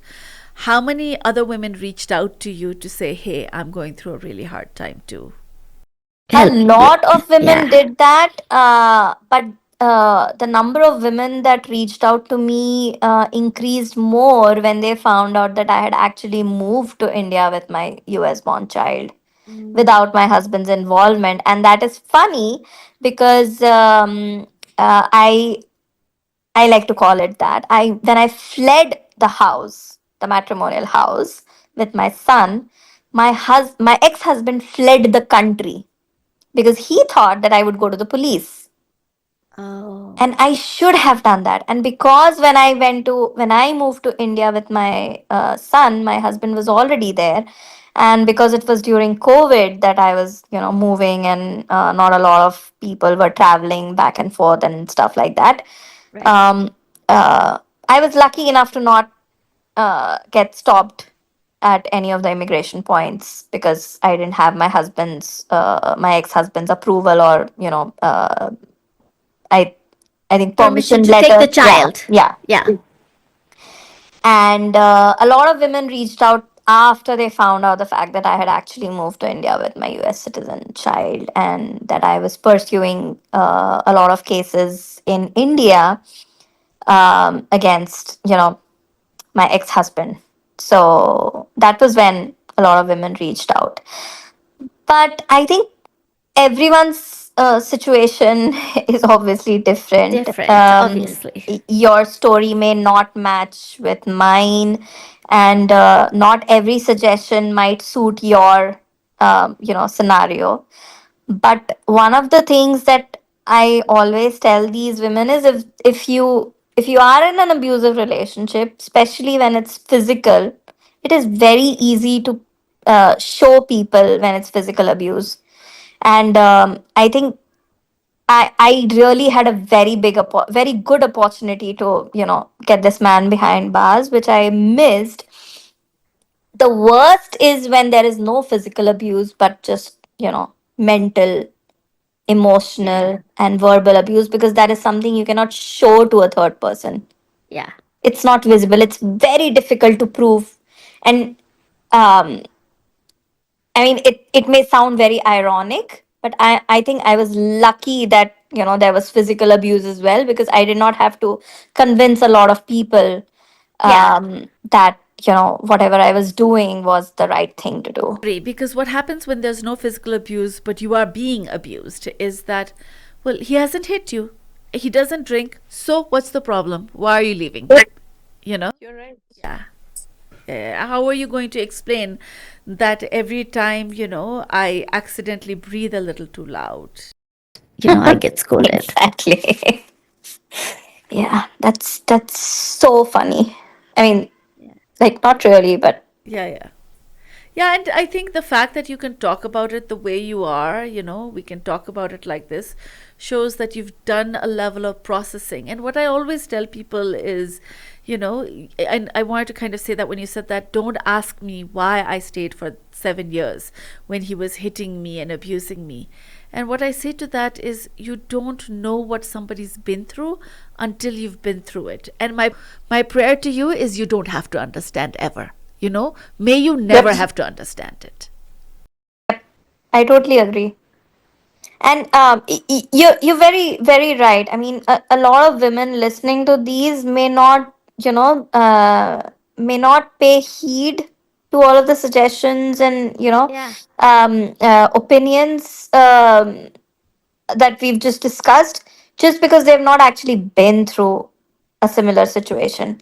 And why I say that so confidently is before I started, suffering this physical abuse through my ex-husband's hands. Whenever I used to hear, stories like So these, it's I was like like, this. yeah, I was like, this is not something that happens in this, this age, this world, this century. Or And worse. If it happened to me, I would handle it like this, you know? yes, yes. I never imagined that it would happen to me, and that is Yeah. why I was in denial for 2 years, almost 2 years. I could not comprehend what was happening to me Yeah. and why. Because Yeah. I was a very dedicated wife and a very dedicated daughter in law. Right. I had devoted myself to these people. But like I said, they thought that they had bought me, which Yeah. was one of the other mistakes. The first mistake was my ex-husband disrespecting my parents. I think the courage to finally get out of this relationship came from my son, I would say. When he made that expression looking at my face, and I was like, what am I doing to him? And then during the same time, I had also read somewhere that children who grow up in an abusive environment, either I mean, there's only two options for them. They either become a victim themselves or they become abusers. Mm. And I think that's very true. And I didn't want either for my son. And that is why I got out of there. But I don't know. He is being abused even today by being manipulated. That's just one form of emotional abuse that he's going through. And I Yeah. really try to give him a better environment when, like 50% of the times that he's with me. Yeah. So I really hope, and I keep reading about how to, raise more confident children and how I can help him, navigate these waters, because my ex-husband can never be a good father. Yeah. He'll never be one. Um. So, I have like one or two follow-up questions for you. So you mhm. had basically said that you and your ex-husband's sister were pretty good friends, like, in a way. So ultimately, once the abuse started escalating and he's really started hating you and stuff, at what point did you realize that she wasn't really your ally? So it's a very funny story again, and maybe that'll again add to your list of illogical things people can fight on. We were supposed to watch a series on Netflix together, but he was not able to find time. I was not able. I mean, we were not able to find a common time to do that, and we had already had our child, and I was, because like full time taking care of my son. I would usually just, breastfeed him and then just lie on the bed and watch. I continued watching that series on my phone. And one day, I think 1 week later, you know how you can see on Netflix how much you have watched Yeah. Yeah. an Watched. episode? Previously watched. Yeah. Yeah. He saw that, and you will not believe, it was like 8 p.m. in the night.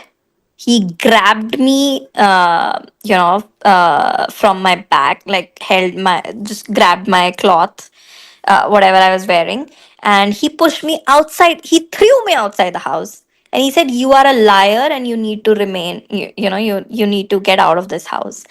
And when he did that, I was just I had my phone with me at that time, and I just called his mom and his sister both at the same time. I like put them on conference, um, on a conference call, and I said, if he continues this behavior, I'm going to go to the police. Mm. The moment they heard the word police from my mouth, that is when they started supporting him more than, than me. I mean, Yeah. because they knew that now it was either their son, Or brother. or brother, or me. Yeah. So both my sister-in-law and my mother-in-law at the same time stopped supporting me anymore because I threatened that I will go to the police. So, and the other thing, one more thing that women should like be aware of is if there's physical abuse, and if your husband or partner is making sure that you don't have access to your phone, during that hour of impulse that comes, dawns upon you after you've been hit, then that is a huge red flag. You have to run. Can you explain Then that a little bit more? I don't think I understand. every time he used to hit me, and I would have like a very high blood pressure, and I'll be like Yeah. super mad at him for doing it. He would take away my phone because, I might impulsively call 911, for example, or, reach out to my friends or family and tell them about it. Because at that time, you wouldn't really trust somebody who's new in your life through this relationship. Right. So he would always take away my phone and not give it back to me for, like, he would keep it away from me for almost a day. So that I just want to sit with that for a moment. Isn't it amazing that they don't have the control to not be able to hit you and not call you names, but they have the foresight to take away your phone so that you won't be able to call anyone? Like, how they have the ability to not think at all in one point and just be so irrational, but really think when it comes to their convenience, So unfortunately, that's how a lot of abusive, partners are. Yeah. They are unreasonable. They are illogical. You cannot expect any sort of, understanding from them, and I don't know. It's just weird how they. but they know how to protect themselves. They are very smart that way, yes. I mean, more than calling them abusers, I think we should call them narcissists because, they just, whatever suits whatever benefits them is, I mean, if something benefits them, they're very smart about it. Yeah. Agree. So if you had to go back and talk to your 20-year-old self, what would you tell yourself? Because I'm sure there's plenty of 20-year-olds sitting here and listening to this conversation. What would you go back and tell your 20-year-old self? I would say, I mean, there's no, there's no clock ticking. If you're aging, it doesn't mean that there's something happening to you where you cannot get married post certain age, Right. which is which is what which is one of the factors why I jumped into this relationship within 5 months of courtship. The other thing is, I would say that especially people like me who have had a very calm childhood and very loving parents, and a very loving family, very involved family, I think those kind of people should um, make sure that before they take the final decision, they get perspectives on whatever person they are choosing from a lot of different people. In my case, I did not allow anybody to give me an opinion on how this man was. I did not even introduce him to a lot of people within my circle, just so they would, the only person he knew or who knew him as closely as me was my brother. And again, he had a similar childhood like me, very protected, and unaware of the ways of the world and how man eats man. And I think we just don't know what we're looking for. So one of the things I do try to do on the channel is, like, I have a video on values-based dating and how to actually vet somebody and stuff like that. Because, like you said, right, you had one or two boyfriends before you got married. Like, you didn't know them well enough to actually know them. Like for lunch and maybe even a dinner if you're lucky, and eating, like, a few dumplings together doesn't mean you know somebody. It takes time to get to know somebody. So I say, in the case of most of my friends who've had quote unquote, like, love marriage from South Asian communities, I say, in quotations, it was love marriage, but it was really arranged marriage because you really don't know the person well enough. Exactly. And I think, at this stage of my life, I think the only way to know if you're compatible with somebody is first being in a live in relationship. Yes. Agree. Unless you see that person, getting ready to get into bed, or waking up in the morning and getting you like a cup of tea, making you a cup of tea, or making breakfast for you. Eh, Yeah. I don't think you can actually understand how that person is going to be as a husband or a wife. Yeah. At least know how they will react when you are sick and in bed. Will they take Yes. care of you or will they scold you for being sick, like you were saying? You were throwing up and you were being scolded. Yeah, Yeah. that just reminds me of another situation where I had to go to emergency care, and just before getting into emergency care for something that happened, I was again scolded by him for, like causing him inconvenience. so What were so you going Agency care for? um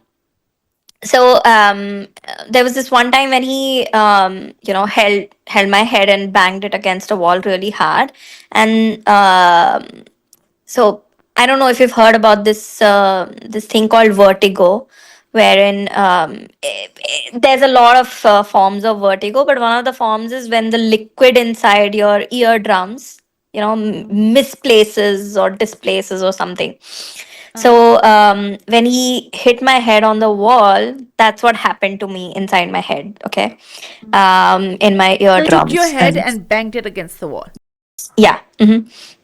So when that happened, I started having these vertigo issues, and I would some days feel so dizzy that I could not even move my head on the bed itself. So it's a very bad thing if you have vertigo. So and then it's not, to some people it's very extreme, condition. But in my case, it was like, once or twice in the time that I was with him. So I think the second time when I got that, it was like really severe. I couldn't move my head at all. He caused it.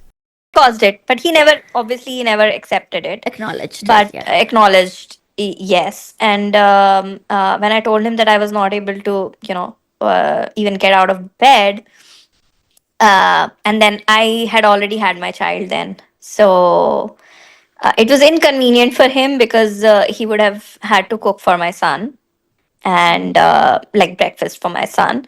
So, and going to emergency care obviously costs you money. so, Right. so a lot of different kinds of inconvenience. So I was scolded. Yeah. Or so when I say scolded, it's not like how a parent would scold a child for not doing homework. It was Right. more like very demeaning and making you So, feel like, worthless. Yeah, so like school, like I'm just trying to understand. Like if my son isn't doing his homework, I'll say, "What are you doing? Why are you dreaming? Do your homework." Like if somebody is physically in pain, how do you scold? Like what was even the basis to scold you, I guess? Well, obviously there was no basis, but yeah, yeah. yeah, but he would say things like, why why you being so dramatic, and about this, and this is not such a big deal, kind of a thing. So basically, um, I mean, there's a good word in Hindi. I don't know how to explain that in English, but Say it in like Hindi. That's fine. it's like kya nautanki hai ye, like I mean, it Yeah. literally So translates that's to you're exactly being what I was dramatic. thinking. Yeah, Yeah. you're being dramatic. You're Yeah. acting for Yes. attention, Yep. along those lines. Yeah. So something Yeah. like that. And Yeah. I mean, and then at times I would be like, oh my God, let this thing, if I want to get through the day, I either have to suffer through this, or suffer through his abuse. So choose the lesser evil. So that was most of my days. Yeah. I always had to choose the lesser of the evils. We're in survival mode. I was, yes. And I literally felt caged when I was with him. And I told you, right? I actually fled the house with my son the moment I put my car in driving mode. Uh-huh. You, can you imagine how a bird would feel if you were to let it out of a cage? Yeah. That was the exact feeling I got when I put my car in the drive mode and went Right. away from that house. Yeah. So for for anyone, who feels sorry for you for being divorced, what would you like to tell them? I mean, you should have looked at me 5 years ago, and you wouldn't feel sorry for me at all. If you were to compare my versions from 5 years ago and now, I'm much happier. I am independent. I can do what I want when I want. I can speak what I want to. I can eat what I want to. Oh my God, every aspect of my life he wanted to control. I was not allowed to, like I said, that ice cream example, right? The brand. Yeah, I mean, Haagen-Dazs, yeah, that yeah. that was like you would say that's so stupid, Yeah. but it was not. It was it was ridiculous. How old So was your son when you left? yeah, so when I left, my son was almost like 2 years old. Okay. Um, and I guess the last question is you had talked about the name and what you want to be referred to here as 𝗪𝗏𝗀𝗀𝗀. Why? What does that Yeah, mean? right. Good point. So yeah, so like I said, the history behind the name was, just the person who suffered all of the abuse, and I no longer associate with that name. But I wanted to, when I was talking about my story, it was all 𝗪𝗏𝗀𝗀𝗀. It's no Yeah. longer the other girl, the real girl that I am. Yeah.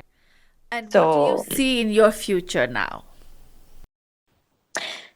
I've become very spiritual, and I think I like that path for myself. Um, I am very picky about who I befriend. Okay, I don't. I'm very nice to everybody, um, but I don't make friends very easily, and I no longer tolerate anybody's disrespect anymore. Mm. I mean, even if it's coming from an elderly person. Because there are a lot of people who would want to put you down. Right. Well, put you down is like literally kill you, but like to pull you down. Pull you down. So, Yeah. yeah. So, there are a lot of people that want to pull you down, and, Being a divorcee in South Asian culture, even I've been through that, where, you go to somebody's wedding and they don't want you to be at the forefront because you're a divorcee and you'll bring like a bad light to the family. They want you to keep quiet about your divorce and stuff like that. So I think that in general, especially once you become divorced in South Asian culture in general, you have to develop a little bit of a thick skin because people don't understand that there can be a lot of beauty in divorce. And yeah. Yeah, that's right. There is a lot of beauty in getting divorced, especially from a narcissist like Yeah. like my ex-husband. But it's not just that. It's not just things like weddings and stuff. Even to these parties and everything where there are mostly couples, you are avoided. And it's very unfortunate. Why do you think they think you're trying to steal all the husbands, or Yes. Yeah. Isn't that what people divorce for? What women divorce for? Just so Yeah. they can eye other people's husbands? I've gone through that too. So like women are very protective about the men around me because I'm divorced, right? I want everybody's husband. My saying to that is, my God, please, even if you wrap him up in a box full of diamonds, I don't want him. Keep him, please don't flatter. I'm glad you think your husband is such a prize, but Trust me. No, thank you. Yeah. I mean, until some time ago, I was actually interested in getting married again, Uh-huh. but I no longer have that feeling. Why? I don't think I think I've lost faith that there are good men around that are still not married. Because They're out I there. did try dating. Yeah. I know they are out there. It's just that Yeah. I don't see them. So I did try dating for some time, and they I think they look at divorced or separated single moms as just desperate women. um they're either desperate for like a physical relationship, or a rich husband who they can divorce again and get another set of alimony or whatever. I don't know. That's the impression that I got from the brief stint that I had at dating uh, Okay. in the For last that, two I will years. tell you. That I'll tell you, like, for like coming on the podcast and everything, I will extend myself to you one-on-one coaching for dating and guide you in terms of how to navigate your way through dating. Trust me, there's a very easy, foolproof way, and I'll totally help you and guide you one-on-one for that, because it's actually not that complicated. And I mean, this Just is, find yeah. me a person that I can date. I'm happy to. I used to say that. And I used to say, I'm ready for a second arranged marriage. But the truth is, there's actually, because see, the first time you did it, you didn't do it right. Neither did I. I didn't do it right because we didn't know better, right? But this time, there is a way to do it right. And I will tell you, if, that is even, if you don't want it, you don't have to do it. Nobody, has to be, you don't have to be, I always say my end goal is not marriage. My end goal is happiness at this point in life, and whichever man comes into my life is not competing against other men. He's competing against my own sanctuary that I've built for myself, right? I will tell you, there is a way to do it, and there's amazing men out there. And you, just from the conversations we've had, you seem to be very smart, very you have a lot of love to give. And, there's somebody out there who would really, truly appreciate that love. And it takes a little bit time to get there. But once you're there, I'll help you through. We'll get you there. Don't worry. That, Yeah. I'm not even worried Yeah, about you. I think more important thing is that I'm not ready yet. Yeah. I think Yeah. that's the main main reason behind why I feel so. Is because I don't think I'm ready yet. I am not past all the trauma that this relationship caused me, because I'm still going through it. You're still Even processing. yeah, I'm still processing. I mean, I really feel very bad for my son, though. I mean, it breaks my heart, but it is what it is. And there was a very beautiful thing that one of my, astrologers that I am in touch with told me. She was like, you should not be worried so much about your child, because that's his karma that's putting him through all of this. So, um, and like I said, I've become a very spiritual person since the separation. So I think that made a lot of sense. Even whatever I suffered was probably my past karma, because I remember, and I'm sure there was nothing that I did in this life that, hurting people, or, intentionally doing anything bad, or, you know, um, just, yeah, like putting bad karma in my, um, in my, what is it called? In my ledger. Right. So it's definitely past karma. Probably my son had similar past karma, that because of which he has to suffer. But I was a catalyst. So Know if I believe in the entire concept of karma, honestly, because I feel like no person and no child deserves any kind of abuse like that, That's true. That's Yeah. true. Because And no that matter You is did. You don't, that's somehow saying you deserve it. And that's not an idea I can get behind. yeah, but when you keep and I think when I try to make sense of everything that I went through, I don't have an answer towards why it happened to me, except that one word, which is karma. yeah, Because I was never bad to him. Like I yeah, said, I was totally devoted. yeah, So yeah. So I think it why did it happen to sounds, me?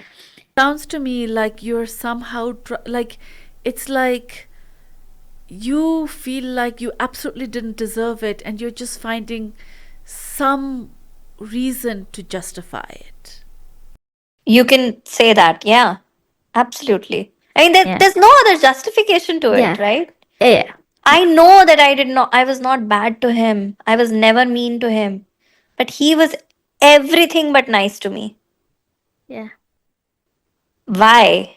I did not deserve it. No, you didn't deserve it. I think it's something, he is not emotionally, mentally, however you call it, spiritually, a healthy person.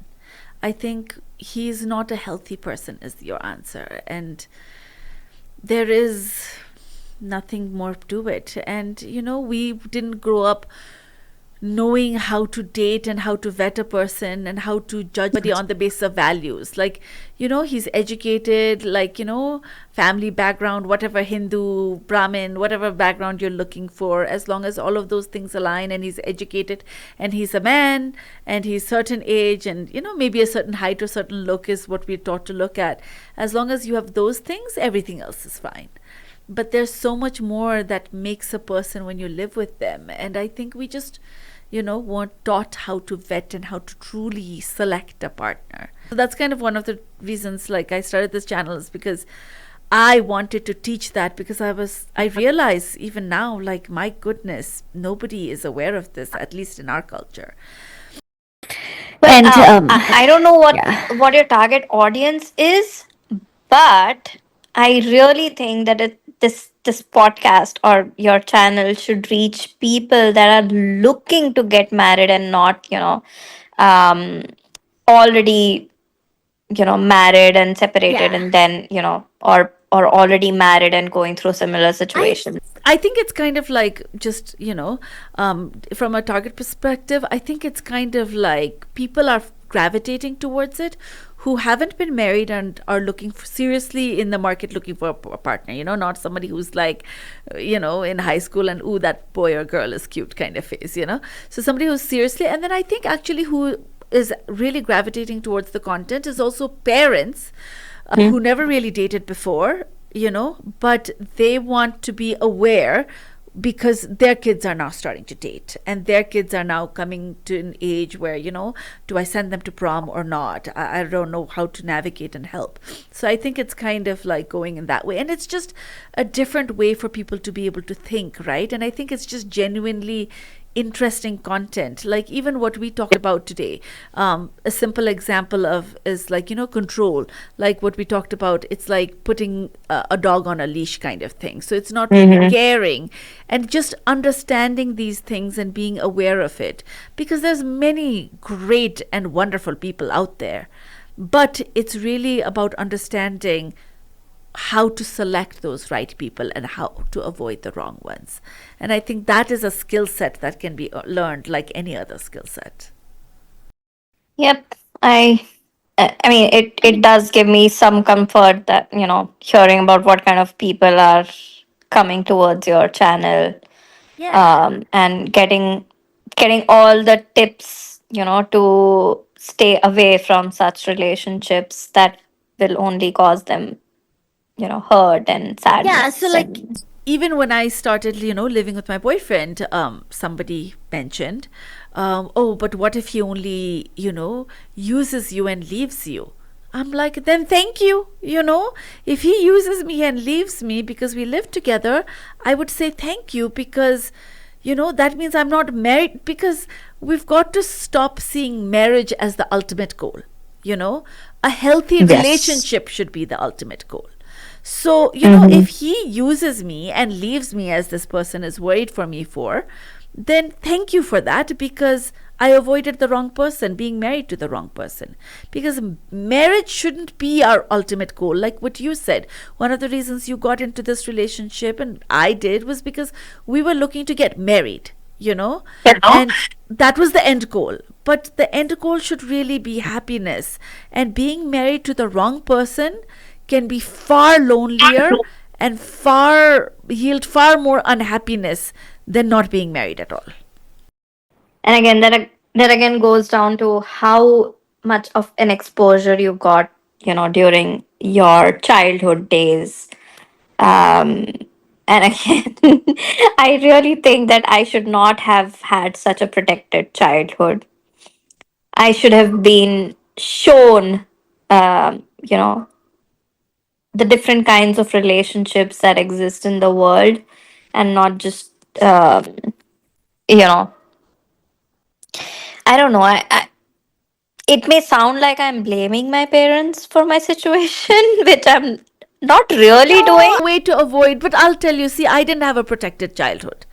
One day on my podcast, I'll talk about my childhood. I mean, yeah, like your story, like, my childhood was, it was horrible. Like, from the outside, like, looked really well put together, like, parents were well off and stuff. But my mother is a true narcissist to the extreme amount. Like, if I tell my story, it is, a lot of things you were saying, I was able to add to it because I've seen all that and dealt with all that.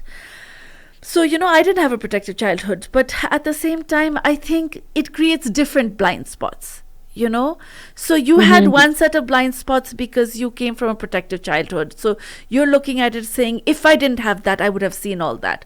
But when you come from an unprotected childhood, you have different set of blind spots and different set of insecurities. So it's never one simple answer. I think the key is really just being truly understanding and having a method to the madness of partner selection.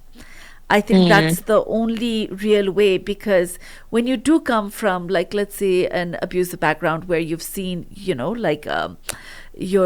parents being abused, or one of your parents being abused, or something like that, then what happens is that either one, you expect it, or two, you end up doing that to other people, or three, you are so overprotective that you start overanalyzing every little thing, So there's blind spots wherever you are. It's a package deal of what could happen, So it's never that simple that if I'd seen a little more of the world. But I think it's just the key is being aware and really understanding, taking time to select a partner.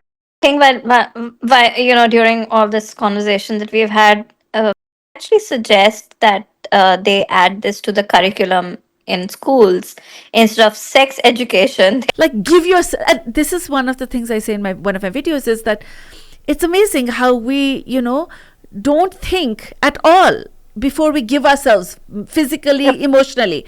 But if I were to ask you for your bank account number, you would think 10 times. If I was to ask you, oh, let's do business together, you would say, oh, I need to think about it. But if I tell you, here's my brother, get married, oh, okay. We don't even think when it comes to marriage, which is ridiculous. Like, is there anything else you'd like to end with? I hope people are able to make sense of what I said, but I really, really, really request everybody to not give an abuser a second chance, because they do not deserve it. And people say that people can change, but not unless they themselves want to, which is very rare for abusers, especially, and narcissists. So I would suggest to everybody listening to this, even if you have like a single thing that you can relate to from this, whole conversation, you need to get out of there.